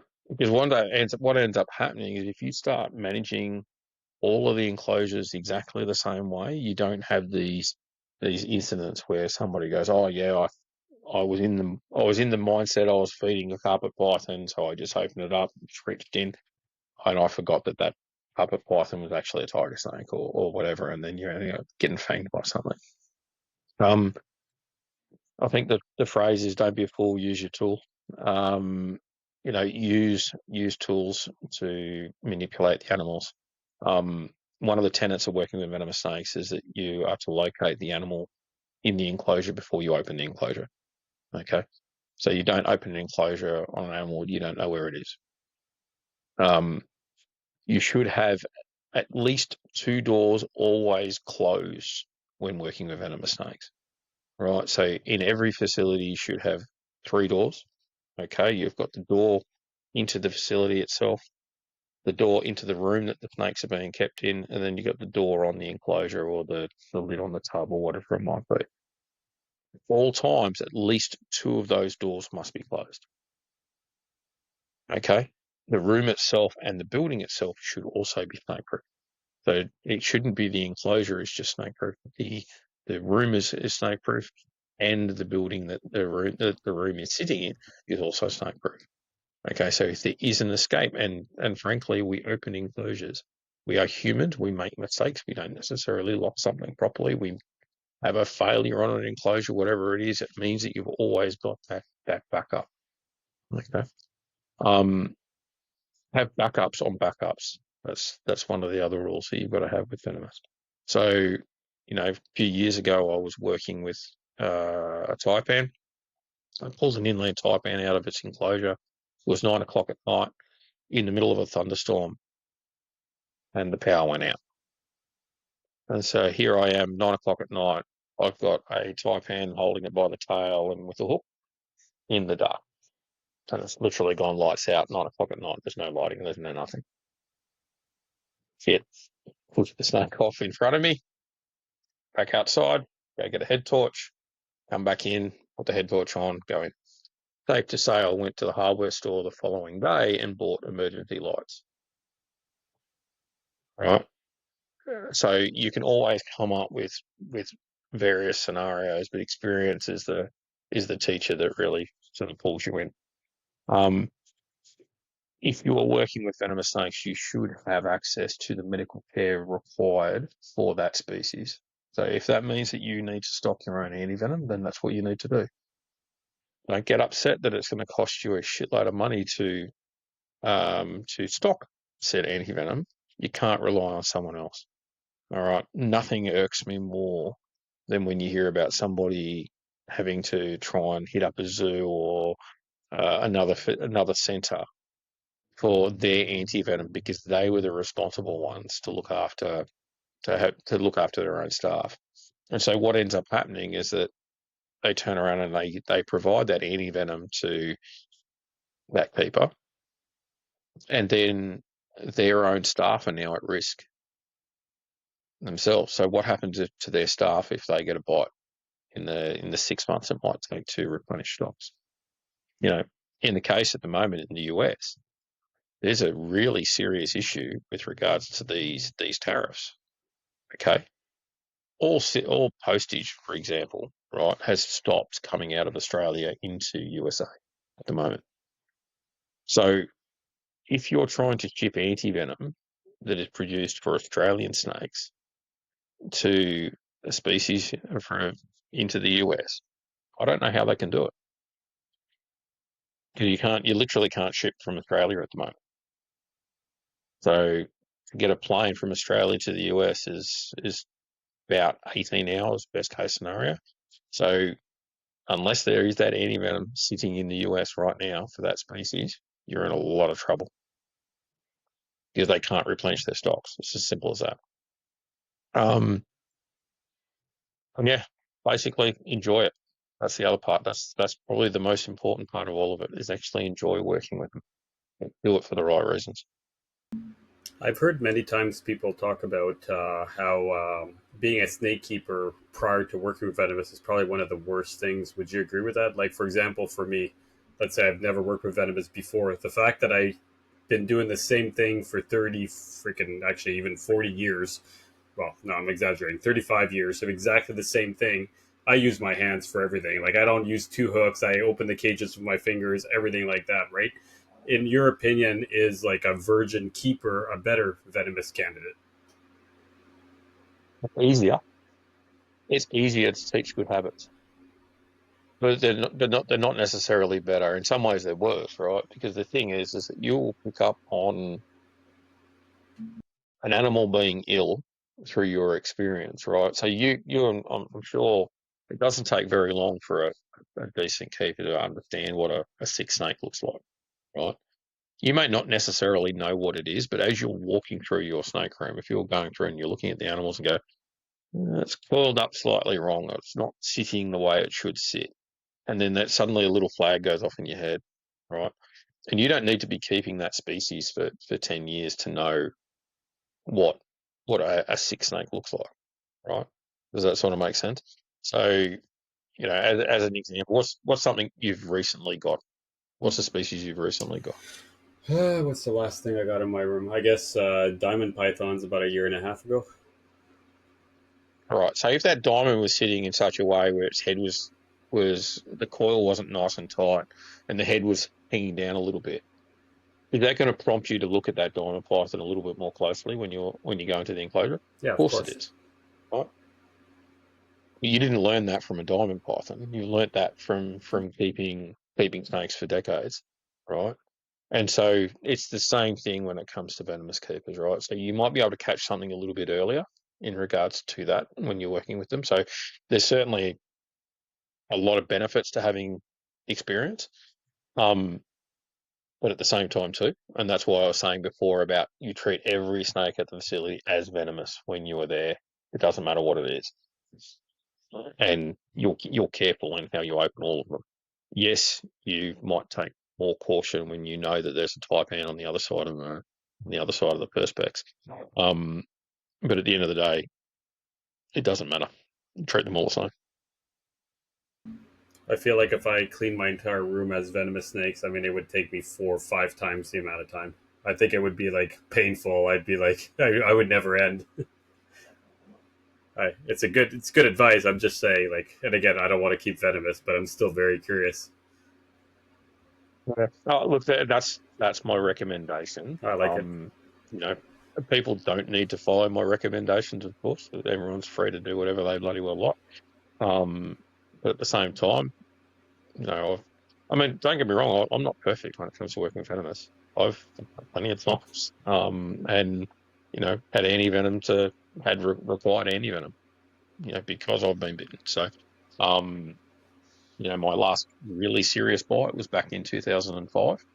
Um, so, been 20 years since 20 years since I've had a really bad bite. Uh, touch wood.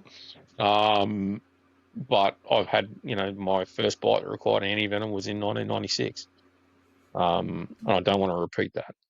So it is what it is. Treat the animals with respect, handle them in such a way to minimise the chances of getting a bite, and then prepare for the worst and expect the best. In our case too, right? Like we're careful. We've got it can flood where we are, so we minimise the interactions with the venomous snakes during times where we could have impeded access to medical facilities. Inside of our electrical, inside our fuse box is the first place. If there's a house fire or something like that, the first place the fireys go is to turn the power off. Inside that, we've got a magnetic sign that says venomous snakes on premises with a phone number on it, so that we may not be here in the case of a fire. We need to be responsible not only for us but for the other people that may come to our place. And so there's that. Locks on the facilities, locks on the doors.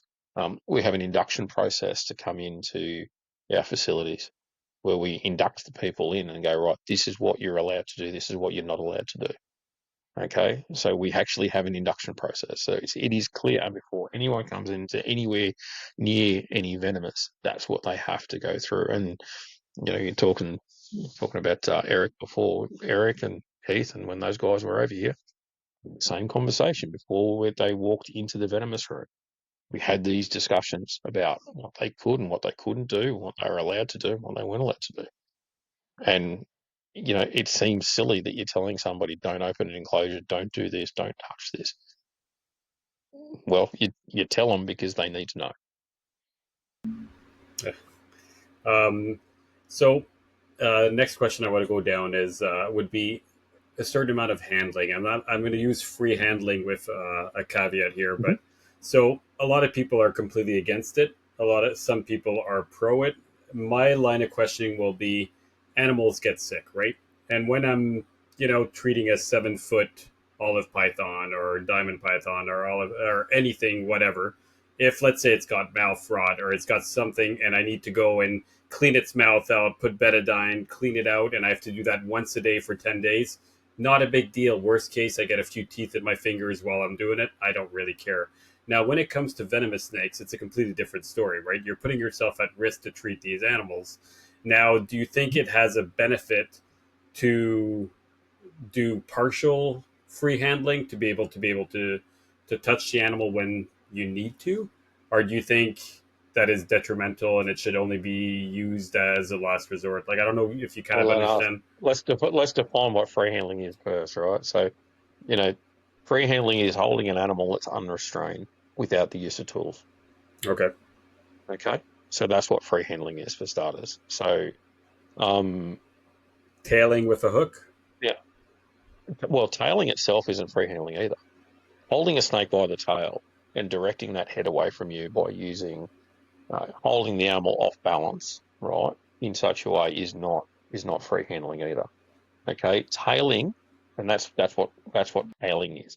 Um, Tailing with a hook and using a hook to restrain the body as well as it's certainly not free handling. That is using a single hook and holding onto the tail to provide manipulation of that animal. Using two hooks is another way that you can use that, and yes, you're not in contact with the tail at that point.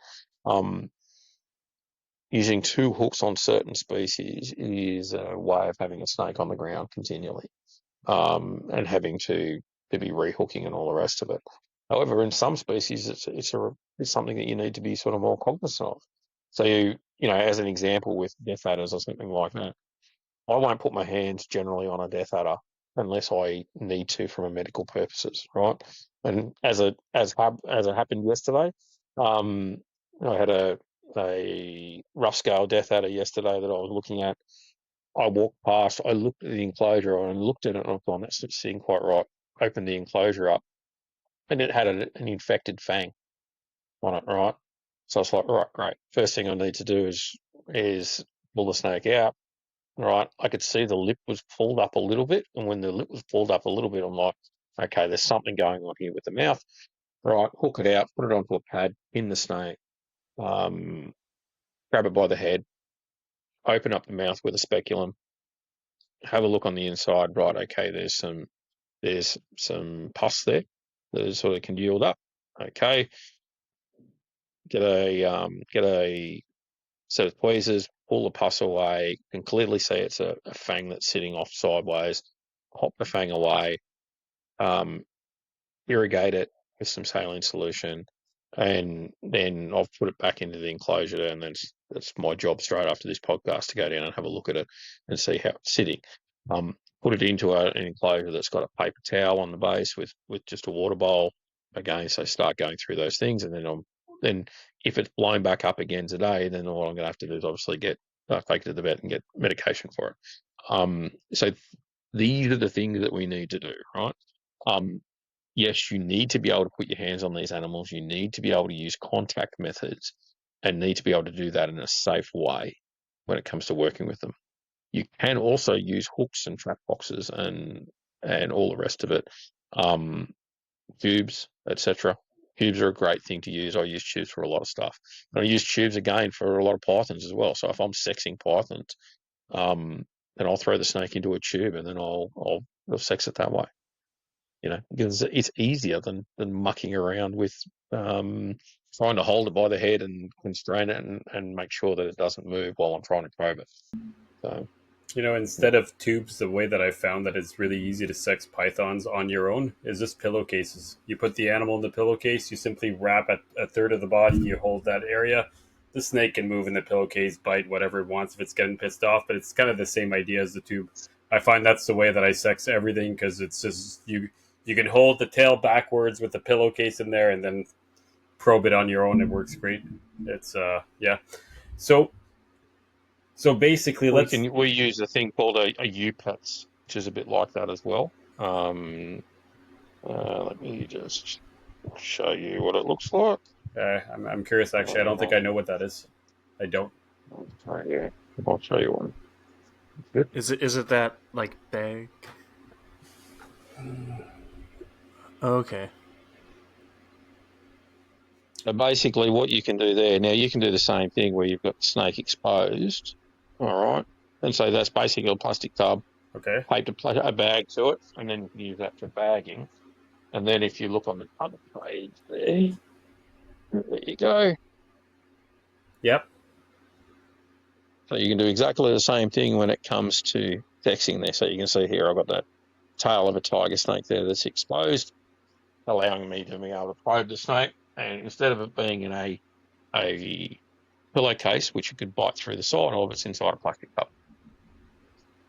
Works exactly the same. Works really, really well. So going back to the question initially, because I know a lot of people use trapdoors or simply have a cage that can be split in half. Animal goes to the left, we clean the right. Animal goes to the right, we clean the left. You have two water bowls, so basically there's always a certain amount. And a lot of people are very like, I basically never touch my venomous snake, right? I can do everything without ever going there. So do you find that to be the right way of keeping? It's obviously safe, but what happens when you need to, example, fix the mouth of the fang? Like, so that's where I feel like a certain amount of handling is good, and you need to be able to practice that and be comfortable with that, because the day you have to do it, if you never touch your animal, you're kind of like up shit street there. It's not going to go well. 100%. That's exactly why you've got to be able to do it. Yeah, that death adder, the issue I had with the death adder yesterday is exactly the reason why you do need to be able to handle your animals, right? Because I couldn't have put that animal into a tube, right? Because the snake was, we'll go with inches for people. That snake is about 15 inches long, right, from the tip of the nose to the tip of the snout. Those tubes, the tubes that I've got, are all 24 inches long, right? So if I was to put that snake into the tube, right, then I've got 6 inches of snake still inside the tube if I was holding onto the tip of the tail, right? So there's no way that tube would work. for me to be able to put the animal into a tube to be able to inspect the mouth.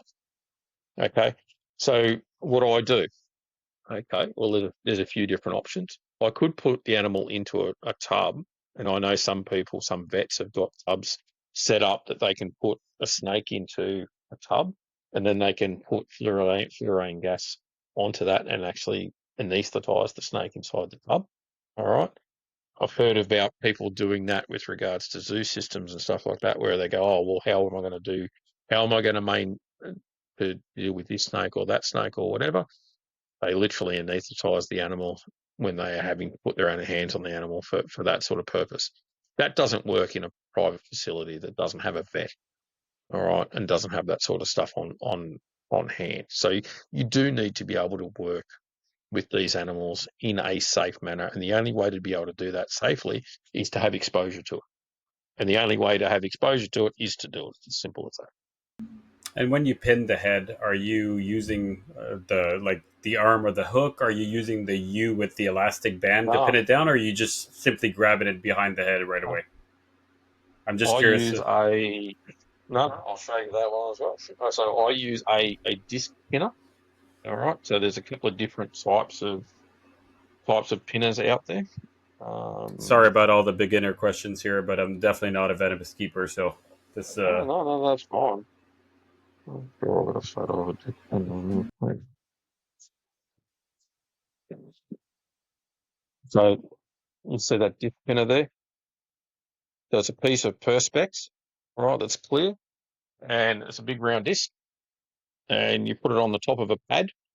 Have the snake sitting down on a pad, and then you pin down from the top with a disc pinner, and then you ease the body out to the side, and then as the head's coming straight back, you can put in a little bit more pressure and pick the snake up by the head that way. And then the same thing when it comes to releasing your grip. This is where people stuff up all the time, as they do this throw type thing. You never do a throw release. That's how to get fang into your finger. You take the animal, you repin the animal, and then you remove your hand away, and then release off the pinner, and then put the snake away. Okay. It's something that takes time, and it takes something that takes experience to know how to do properly. But this is where I was saying before, when you work with venomous snakes, the snake that you work with is someone else's first. All right. I'm really lucky too, right? I've got this amazing wife of mine who's an accomplished venomous keeper all by herself, without me having any influence over that. And if I need a second person, I've got a second person here that knows exactly what they're doing. All right. She works with taipans. She works with large mulga snakes. She works with death adders. Half the death adders in the house are hers. I don't particularly like it death doesn't. adders. She takes care of 90% of the collection, 100%, and right? she runs the Yeah. collection, as you say, Michael. She takes You're care the of it. second person in the house right now. I am the second one. Yeah. I just happen to be the one that likes to, get in front of cameras and shit like that. She doesn't like that, and so because she doesn't like that, and also because she's a bloody female, automatically this hobby has this ridiculous misconception that females are not as good as males for some reason, and it's something that we're slowly changing. But misogyny in the hobby is absolutely rampant. Oh yeah, I think especially it's on more Facebook. than just a hobby, but yeah. Yeah, well, that's fair too. But certainly in reptiles, reptiles and amphibian keeping, the amount of female keepers that are written off because they're a female is absolute bullshit. Yeah. When Or I would just the suggest that, assumptions, oh yeah, right? you're a female, you work with geckos or this or that or the other. No, that's not the Oh, case. you want to you post something about, oh my, why should we make fun of people keeping their animals in uh bigger cages and stuff, and then you get big name guys posting that, oh, you're probably a hippie or whatever, or you think everything is super smart and whatnot. And then it's like, well, why did you choose the only female who commented on it to spill your opinion on, instead of one of the males that said the same thing or a similar thing. It's not great. It's a bad look too, to be fair. Right. I got nothing for it. We actually, it's one of the questions we actually ask in our podcast. Is, has people experienced misogyny in the hobby, um, and or have they witnessed it? And then the question I challenge people is that when you witness misogyny or when you witness misogynistic behaviour in the hobby, do you call it out? And the question is most of the time is no, they don't. So then is your silence then condoning it? And the question is most of the time, yes, in reality, if someone's being a misogynistic prick and they're having a go at somebody because of their gender, or they're unfairly dismissing someone because of who they are, and it's not necessarily restricted to gender too. It could be their sexual orientation or their race or whatever it might be. It doesn't matter who you are. You don't need to be an asshole. It's just like Right? Just back. be a good human. Just be a good human being. If you look 30 plus years ago, if you were a reptile keeper, you needed to be riding motorcycles and have face tattoos, right? So, it's Yeah, it's yeah, changed a lot. Like I think we all got our face tattoos removed. So, uh, yeah. so yeah, it's changed a lot. But when you're talking about your wife, actually, I think Ty was going to be the first woman on our podcast, and I 100% want to add. Do you have the bingo card? Is that what you were going to show, Yeah, what's Michael? this? Yeah, no, show me this. I want to see this.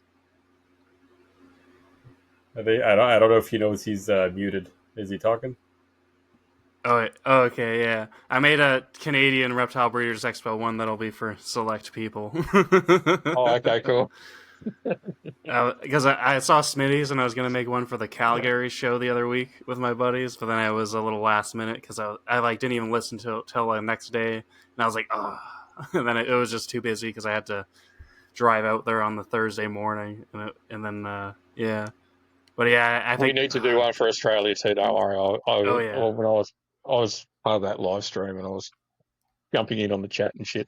And oh yeah, yeah, there that was a was lot of awesome. fun being said there for sure. Can't believe Rob actually went on there. That was hilarious. You didn't know what to Of do course, for a he's second. the You were lawyer trying to gets catch on up. there. Yeah, for sure. But yeah, like misogyny in the hobby is such a rough thing, and you know, it's it's something that needs to be called out more. And the more it gets called out, the better we're going to see. We're going to see better results out of that. And I think too, right, if people are being targeted due to their gender or their sexual orientation, are those people going to then share the information that they have, or are they going to shut up in rather than be persecuted? And so then we're suddenly losing all of this amazing information that these guys have gathered simply because we can't see past our own noses. Yeah, I see your point, and all I got to say is that I think it's pretty incredible that you have a partner that is into the same hobby and passion as you. Like that's got to be something that I don't know. I've had a few girlfriends in my lifetime, and I don't think I've ever had a partner that was actually into even if you want to go down the stereotype, like even just geckos or just like the little the introductory animals, like never. But the fact that you have a wife that is like badass and into venomous keeping and everything, I think that's amazing. It's almost like the dream of any guy that keeps reptile. Like imagine if your girlfriend or your wife is into it like that. Like I just think it's amazing. Like I envy you. Like I wish my wife was like that. But she's Well, good in other ways, but she definitely does not give a shit about my animals. It is not hers. It's you keep it downstairs, and I don't want anybody to know there's animals in the house. That's the kind of lifestyle I'm living. well, I'm certainly punching above my weight. My wife's an amazing person and a fantastic herper in her own right. And, you know, she produced some incredible work as well. Some of the books that she's done and stuff like that. And the fact that she's been doing all this also with this added adversity as well with regards to the misogyny side of things. And then on top of that, then there's this whole other thing where people, because I am, I suppose, a little bit louder and all the rest of it, they come automatically to me, and then they forget that she exists. She exists, and it's like, well, I didn't write the book. I wasn't the primary author on that one. You need to talk to her. But that's what it is. So, yeah. Anyway, Uh, Mike, you want to go into herping a little bit, or is there a different subject you wanted Or to add or jump into? well, keeping the venomous stuff because we're on that topic still, or maybe we should leave this for when Ty comes on. I was Oh, wondering about like just what's the general keeping for like taipans and death adders and stuff. I was just curious. Like I don't think I've ever even heard anybody talk about just like general care and like maybe it is just similar to keeping other stuff, but it was just be interesting to um, hear how people keep them in general. yeah, temperature wise, humidity wise, fairly similar to say carpet pythons or anything like that. Obviously, enclosures are a little bit different in how you work with them. Um, as an example, for the juveniles, where we put the air holes on the tub is a consideration compared to the clips on the tubs themselves, right? So you don't want to have any air holes where when you go to open a tub, the air holes are going to come in contact with your knuckles, or your thumbs or anything like that as you open a latch, right? So even little things like that, you're cognizant of. Um, when it comes to opening the enclosures and working with the animals themselves, feeding the animals themselves, it's all pretty much the same. Whether you're keeping uh, a taipan or a death adder or a tiger snake or a carpet python, it's all essentially the same in regards to the basic husbandry of them. What changes is um, either the temperatures that you work with those animals. So, yeah. And feeding rates and stuff like that. Obviously, elapids have got a different metabolic rate to what pythons do, and so death adders are closer to pythons than elapid, which are much more like colubrids, right? So your rate of feeding is a lot more is a lot higher in those fast-bodied species. Except for some subspecies or localities like the Ingrams. Like I remember Matt Somerville posting Yeah, that yeah, one picture, and that was super fascinating. Just to realize, like you can feed it like I don't know 4 mites a year, and it still gets obese. That's insane. yeah, yeah. So Ingrams are a slightly different animal. They're a bit like a Gila monster or something like that. They do not need to eat very frequently at all, and so they've got this incredibly slow metabolism. Um, and yeah, so there is exceptions to the rule, I suppose. But yeah, for the most part, most of our stuff they've got a higher metabolic rate than say most pythons do. Okay, that makes a lot of sense. Yeah, the Death Adders are fascinating too because they make you think they're a viper, but obviously they're not. Were they ever at some point like some taxonomists like 200 years ago classified them as a viper at all, or I haven't looked Um, into their taxonomy at all. so boa, it was actually described as a boa. So Antarctica is called Boa Antarctica. It was when it was first described by Shaw in 1788 was the first death adder described. why Antarctica? Um, Antarctica means south, Oh, okay. so southern boa. So that's how so Antarctica is southern, and so it was southern boa. So that's what the Wow. name meant. So they were originally described as a boa. Psittacus porphyriacus, the red-bellied black snake, that was described in the genus Coluber. Right, so that was thought to be a colubrid when it was first described. Right, so yeah, so that was the two pretty enigmatic Australian snakes. One was described as the colubrid, and the other one was described as the boa. Um, so yeah. Um, Wow, that is pretty cool. yeah. Awesome. Cool. What you spoke about earlier, what I kind of thought we could hit on maybe, because like you talked about how when you first started writing books back in Mhm. 2010, you wrote a book on frogs. So like what? So were you like a big frog guy back in the day? Big into Yeah. amphibians and stuff? Yeah, I had shitloads of so I used to have. So you were talking before about positive lists and stuff like that. Where I came from Victoria, you had a positive list of what you could keep, and then there was like 15 species of frog on it. There was 30 species of snake, um, and then probably about 80 species of lizard or so. And so I'd worked with a heap of species of frogs, um, and so that guide to series that came out, there was going to be one on skinks, geckos, monitors, agamids, frogs, turtles, pythons, elapids, and colubrids. Right, so there was going to be the 8 books in the series, and so it was like, well, there was one guy who was going to do Danny Brown and was going to write all the lizard ones, and then they'd spoken to a couple of people about who would be willing to do the other ones, and so myself and another guy, Adam Elliott, were asked to do the other four, sorry. And, we said, well, Adam used to work with a lot of turtles. I used to work with a lot of frogs. Um, and so as a result, it was like, right, okay, well, I'm going to do the elapids and the frogs and the colubrids. And mind you, I kept just as many species of pythons and stuff like that back then as well.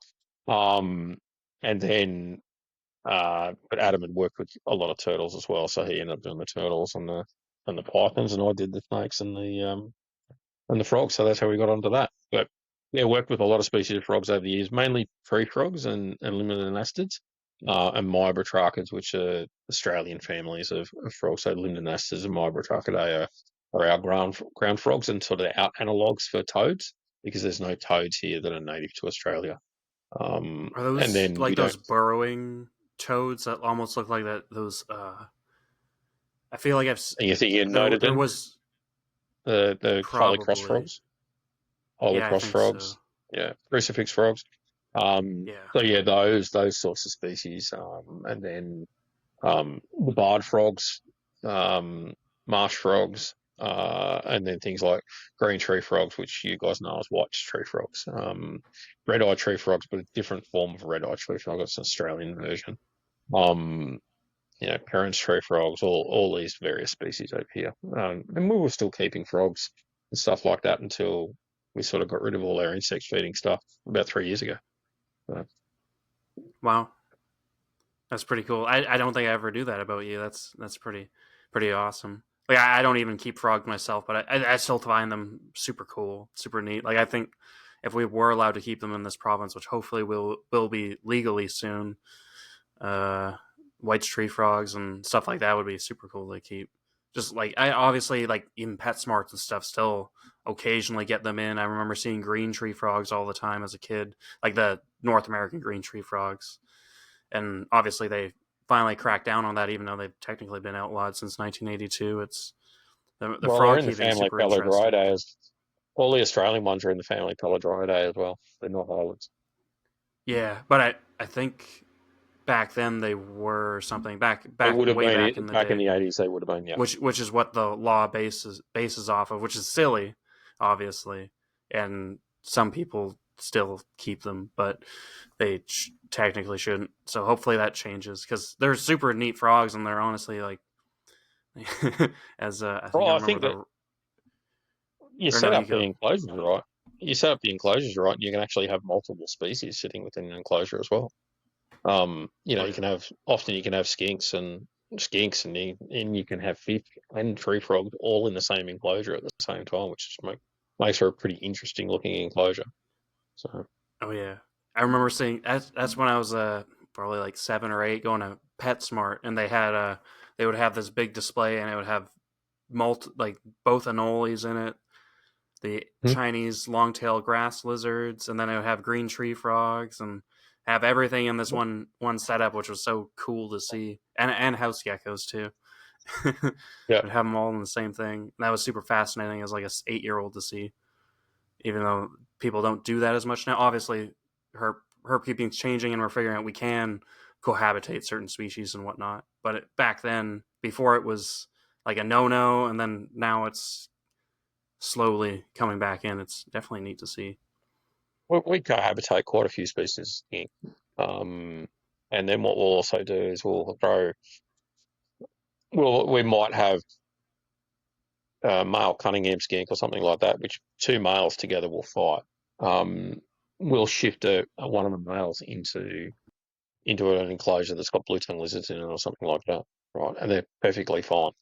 And so what it ends up meaning is it means that Cunningham skink that was getting picked on or that was fighting isn't getting fought with anymore because it's, the other blue tongues don't see that as a threat. So he doesn't see the blue tongues as a threat. So it's just another lizard that operates in the same ecological niche, I suppose, as the other one. So there's no impact from an animal in the animal from a behavioural point of view, and the keeping style is suitable, but we don't have the issues where the animals are getting stressed due to interspecific combat. Wow, that's pretty cool. I would have thought that the blue tongues would have kicked the shit out of it. Oh, I think it's fucking nasty. They want to Yeah, taste it. I think I remember some people talking about getting nailed by them. Yeah, no, that's super neat. No, mate, Awesome. So, living in Australia, though, like you guys are restricted to only Australian animals, right? Is that correct? yeah, Yeah. correct. With the exception of axolotls. Oh, really? Northern white lips. Yeah, let's not Albert side. start about that. Albertese that are in captivity here, and Morelia Zero that's here as well. And And I shake my head when I look at the Albertese that are kicking around. They should be Fred. There's an argument to suggest that you could have Fred Parkeri, which people for some reason are still calling Meridionalis. But, Meridionalis is a junior synonym of Fred Parkeri. Fred Parkeri was described before Meridionalis in that same paper, and so as a result, it should be that's the available name. So Meridionalis comes after that in the paper. So you've got to take the first principle of priority. It would be Meridionalis, which was described after Fred Parkeri, so therefore the name should be Fred Parkeri, not Meridionalis. Anyway, I digress. Essentially, in private hands, you can't keep any exotics other than axolotls. We're a slightly different boat ourselves personally because we have a demonstrators permit. The demonstrators permit does allow us to keep what they call is Category C species, and the Category C species include some very select species of exotic reptiles and amphibians if we go to choose to keep them. So we still have to apply to keep them and present our species management plan and all the rest of how we would work with those. But, we can keep some tortoises and dendrobatids and a few other bits and pieces if we went down that line. I can think of nothing worse, to be honest. does that mean that, like, if animals got confiscated, like for example, people keeping corn snakes or keeping a red-tailed boa, would you be a candidate for taking it? They would euthanize anything they find. Anything that's being kept like that is getting euthanized straight away. Yeah. Okay. No, I was Because just. it's classed as a biosecurity risk. Whether it is or it isn't, it's another argument, I suppose. But I'd rather err on the side of caution, I think, with the authorities in that regard. And there's a suggestion that the animals were have been illegally imported, and they want to take that line. Then I can certainly understand why they're getting euthanized at that point. Corn snakes are an interesting one because they're probably, they're more or less established these days in the wild here, unfortunately, in a few locations in New South Wales now. So much like Asian house geckos, Hemidactylus crenatus, and cane toads, these are species now that do occur in the wild here. We've got red ear sliders as well in a few locations, but they're in very, very low numbers. And so again, they're classed as noxious. So if you're caught keeping them, then you're in all sorts of trouble. And the other thing that we have here as well is a population of smooth newts, Lysotriton vulgaris. So there's a population of those down in Melbourne. So, Oh wow! yeah, Can you that's imagine? our only caught eight. I was like, can you imagine traveling all over to Australia? You're going there to see just the beautiful Australian animals, and the only thing you find is a corn snake. Yeah. It'd be just so disappointing. I mean, Albino like, corn snake. Yeah, an albino corn snake too. like if you went to Florida. Yeah, fair enough. Yeah. Oh yeah. Yeah. Oh look, here's an agama, here's a Burmese python, here's a rainbow boa, here's a Cuban anole. I never And a saw any panther, Florida and a snakes. panther chameleon. Yeah. Um, Yeah. I it feel. won't be long, and bearded dragons will establish themselves there, I would say. Oh, probably. I feel like the Oh only no. problems we have really here is like red-eared sliders. Except for that, it's too cold. Nothing lives here Yeah. because of the And winters. It they don't kills everything. reproduce. Yeah. They just kind of exist.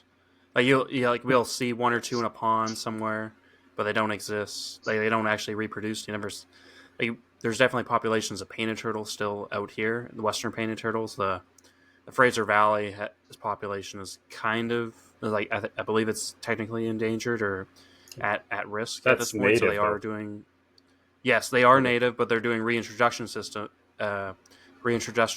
programs with the local zoo to try to keep those numbers up in certain ponds, just as a backup plan. Because obviously, like Lower Mainland's a very like Vancouver, the Greater Vancouver area is a very popular place to move. So the urbanization of it is happening fairly quickly.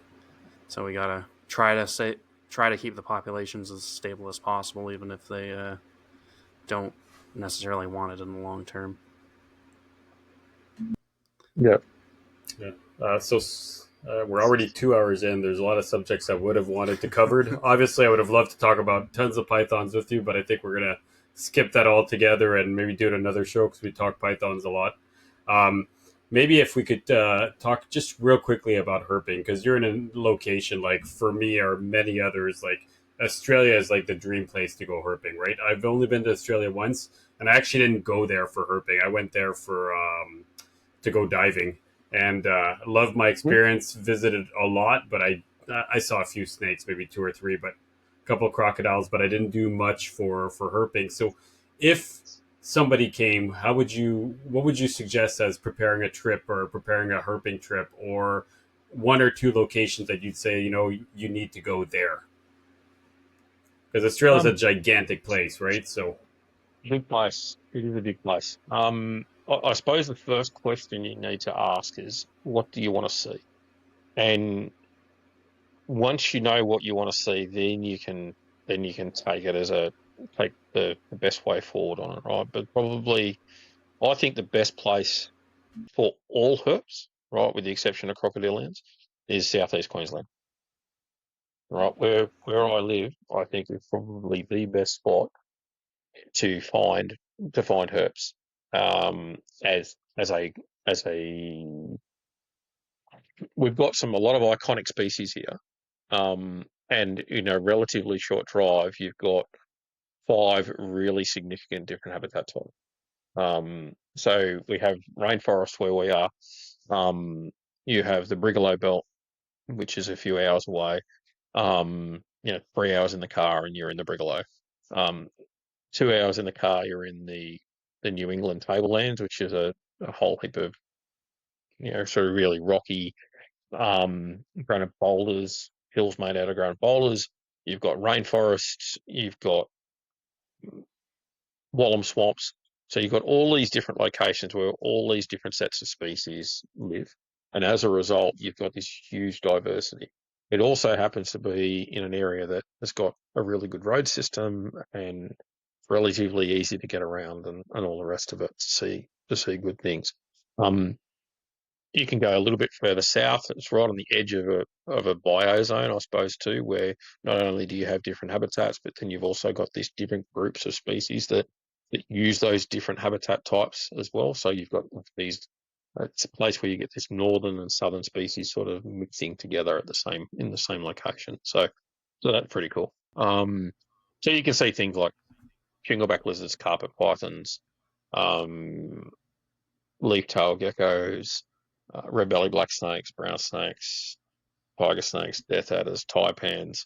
Um, all of that stuff can be found within sort of 3 hours of Brisbane. So it's a pretty good spot. Um, and then you've got all the small stuff as well. So things like golden tail geckos, Gropurus williamsi, the eastern spiny tail geckos, thick tail geckos. There's a half a dozen species of pygopod in the region. You've got sea turtles and nesting beaches with sea turtles. You've got sea snakes that turn up, a little bit further north, and you can see a whole heap of other stuff. Then, if you wanted to see a whole heap of other things, you could get a short flight, a 2-hour flight from Brisbane to Cairns, and then go chasing things like crocodiles and stuff like that. You've got the Great Barrier Reef right there as well. All right. So Great Barrier Reef, amazing for diving, but then also really good for things like sea snakes and sea turtles and stuff like that as well. So, crocodile cruises, so you can go and see saltwater crocodiles on the cruises and stuff like that. Really good herping around Cairns as well. Again, fairly easy to get around, see things too. So that would be my recommendation. But if you were really into Darwin carpet pythons or something like that, jumping on a plane and flying to Darwin and seeing the stuff in the Northern Territory is great too. You can go to Central Australia as well. Alice Springs, a whole heap of different stuff there. South Australia's got its own stuff. WA's got its own stuff. Victoria's got its own stuff. Sydney's got its own stuff. So there's a lot of places that really need to sort of determine what you want to go and see. And then once you know what you want to go see, then you can work out what time of year you want to be there.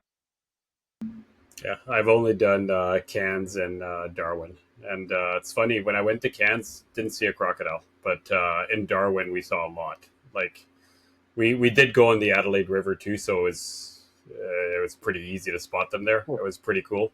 The And jumping croc cruise. yeah, I did. They were, I don't know which one it is, and I know we were the typical tourist, but I mean, how can you not go on a boat and see the big saltwater crocs jump out of the water, right? Like we had to do it.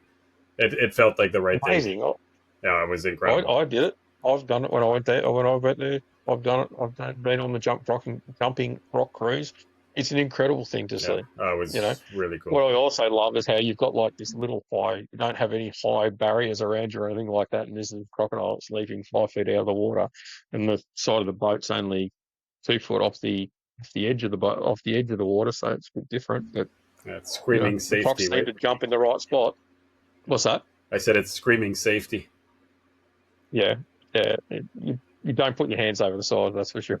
What I loved is when you would go like in the jungles or in Darwin or whatever those big provincial parks are, and then you'd get to like these gigantic or these lakes or ponds or whatever you'd call them, and you'd have all the signs saying that there's freshwater crocodiles and all that, but then you'd have people telling you it's okay, we've taken them out, they're all out of there, there's no more in there.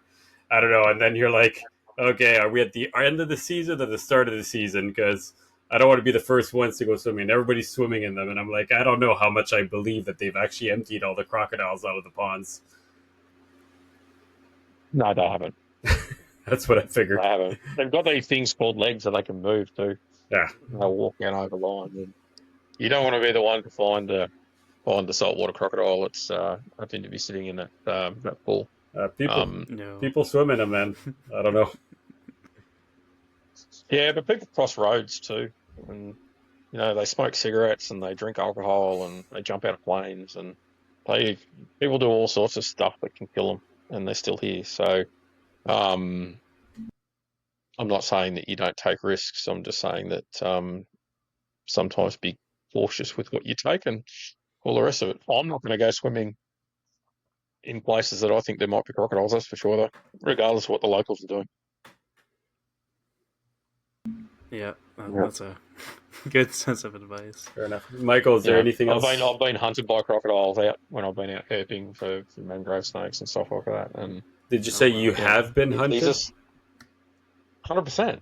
All right, I need to hear that story. Was that on your Indonesian trip? No, that was a trip in North Queensland. So I was on the western side of Cape York. I was walking through the mangroves at night looking for mud snakes, and these things live on the edge of the water in the mangroves. And saltwater crocodiles use exactly the same sort of habitat. And so I used a technique called eye shining. So you got a head torch on, and the head torch is sort of sitting there, and you look out into the water and you see these two big ruby red eyes, and you're like, well, that's a saltwater crocodile. Pretty clear, this is salty. And I'm sort of walking along the bank, and it's walking along the bank, and I look up, and then it'd just drop in underneath the water, and the water's got the consistency of like milky coffee, right? So you're not really seeing through the water or anything like that.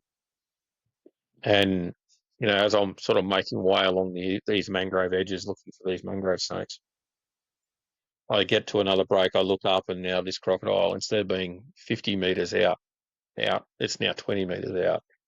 And then I keep going along another 10 meters, and then it's 5 meters out off the bank. So this crocodile's making a V line towards where I'm walking to. And so it gets to in front of me about probably 10 meters in front. I see the crocodile drop down. And then there's this stand where there's no mangroves. It's like a little outflow from another creek. And so there's no mangroves in that spot. It's like this perfect ambush position, right? So I'm looking at it going, there is no way I'm being sort of 3 feet off the water's edge here. Where I was, there was like mangrove roots and shit like that, so the crocodile couldn't really get to me where I was. Um, so at that point in time, what I ended up doing is I ended up moving like 10 meters away from the water's edge, and sort of ended up. I saw the crocodile. I saw it drop its head down, and it was only 2 meters off the bank at that point. And I got a big stick, and I threw a big stick towards the water, and there was this huge splash and all the rest of it. And then didn't see the crocodile for that night after the rest of it. So I guarantee you, if I kept walking where I was walking along, that crocodile would have come out at me at that time. It's just crazy. Wow. So, so it's a humbling experience to be hunted by another animal. There you go. Do you ever have any of the fears of when you're walking on land, though? Because a lot of crocs are outside of the water, too, sometimes, right? Especially at night. You'll see the slides and stuff like that from them. Yeah. So you're sort of careful how you're walking and where you're walking and all the rest of it. You take that into consideration. But yeah, your head's on a swivel, that's for sure. Yeah, it's a lot Wow. harder for a crocodile to grab you on land than it is in the water too. It's not to say that they can't do it, but it's a lot harder. Fair enough. What herping trips are you planning to go on this year? I saw you had a post about that you're planning a bunch of them. What are some of the Yeah, trips you got scheduled? I've got a few things I'd like to knock over. So there's a geckos, a couple of geckos I want to go and see, and some skinks I want to go and see, some frogs I want to see. So yeah, so some local, some a little bit further afield, I suppose, but all in Australia at this stage. So love to get back to Indonesia and all the rest of it. Love to get back to Europe and do some stuff. Hopefully we'll get to Europe next year. That's the plan. So yeah. Yeah, So Europe's biodiversity is like insane with the vipera. I didn't. It's until Nipper started talking about it, and I think even you started talking about it. Like it's like, wow, there's a lot of species that you could hit in Europe by just going in the mountains and different yeah. subspecies of Vipera and stuff like that, and then all the other colubrids and caudats and frogs and stuff there. I was super excited to see newts in the wild and an adder in the wild. I was so excited to see both of those. Um, the newts. I found a newt in it's a forest, I suppose, and I happened to be with somebody who's like, "Oh, really? You're excited about seeing that?" To my garden, and then literally goes to their garden, turned over one rock, and then underneath one rock, there's like 6 alpine newts underneath the one rock. And I was really excited about getting this one that was 20 millimeters long. Um, so, so yeah, so it's like herping here, I suppose. People get excited by seeing stuff that's local to me that I don't get that excited over. So, same thing. But finding an adder was amazing. I feel like you still get excited seeing any animals, even the local animals you get around here. Like here, if I see a skunk, if I see a fox, anything like that, which are just like, or even just your typical common garter snakes, like I'm happy, I'm excited. Like to me, it's cool. It's like it's not something you see every single day. You might see them often enough, but I don't know. To me, it's still cool. But you always prefer seeing other people's animals, right? Like to me, going to 100%. Australia, Well, I want to see everything from the wallabies to, I've seen a lot of them, but I just want to go back and see more. Doesn't matter if it's a reptile or not. we worked. We came over and when we were there, we were in Frankfurt, and we went from Frankfurt to Harm and went to the Harm Reptile Expo, which was incredible. And on the way to it, we stopped in at Chimera's bookshop, right? And they've got their own little bookshop and all the rest of it. And where we were staying was just a short walk from the Chimera bookstore. So we wandered down, and as we wandered down, we're in the Chimera bookstore and we're signing off some books and stuff. And I look out through the window, and here's this squirrel, a little red squirrel, running around outside, and he was gathering nuts for winter, so to speak. And I'm like, my wife, squirrels. And she was like, well, and so she was excited. I was excited. We look across at Andreas. Andreas is like, silly Australians. Why are they excited about us? Why, that's a species. Don't worry about that. It's like, but it's a squirrel. And so, like you say, right, you get super excited about this stuff that you're not used to seeing. Oh yeah, even out here on the west coast, like Vancouver or the Lower Mainland, has a totally different like biome, and some of the stuff's the same. But like you go 4 hours inland to the Okanagan, where it's a semi-desert grassland, and you got badgers and stuff like that you don't see here. And what is it, pocket mice, and like you're road cruising for the northern Pacific rattlesnakes and the gopher snakes and the rubber boas and the racers, and you see these mice just run across the road that are like so tiny, but like you're like, wow, that's definitely what those are eating. Yeah, for sure. Oh yeah, it's even interesting to see like herping in the Okanagan. You go out and then you go later at like midnight, and then you start seeing the spadefoot toads. It's been dry for the last month, and they come out super late, and they're just being dumb little toads just hopping on the middle of the road. You're like, wow, like there Yeah. must be some humid thing that happens that just that's like, oh yeah, it's now our time to start moving around again.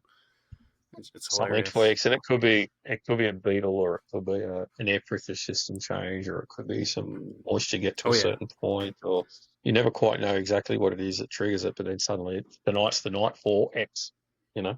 oh yeah, yeah. You see, there's what are the night jars or something like. I'm sure there's something similar in Australia where there's like weird bird things that blend into trees, and they'll Mm-hmm. You'll just see them on the side of the road, same as you'll see owls and stuff too. Yeah, and then Yeah.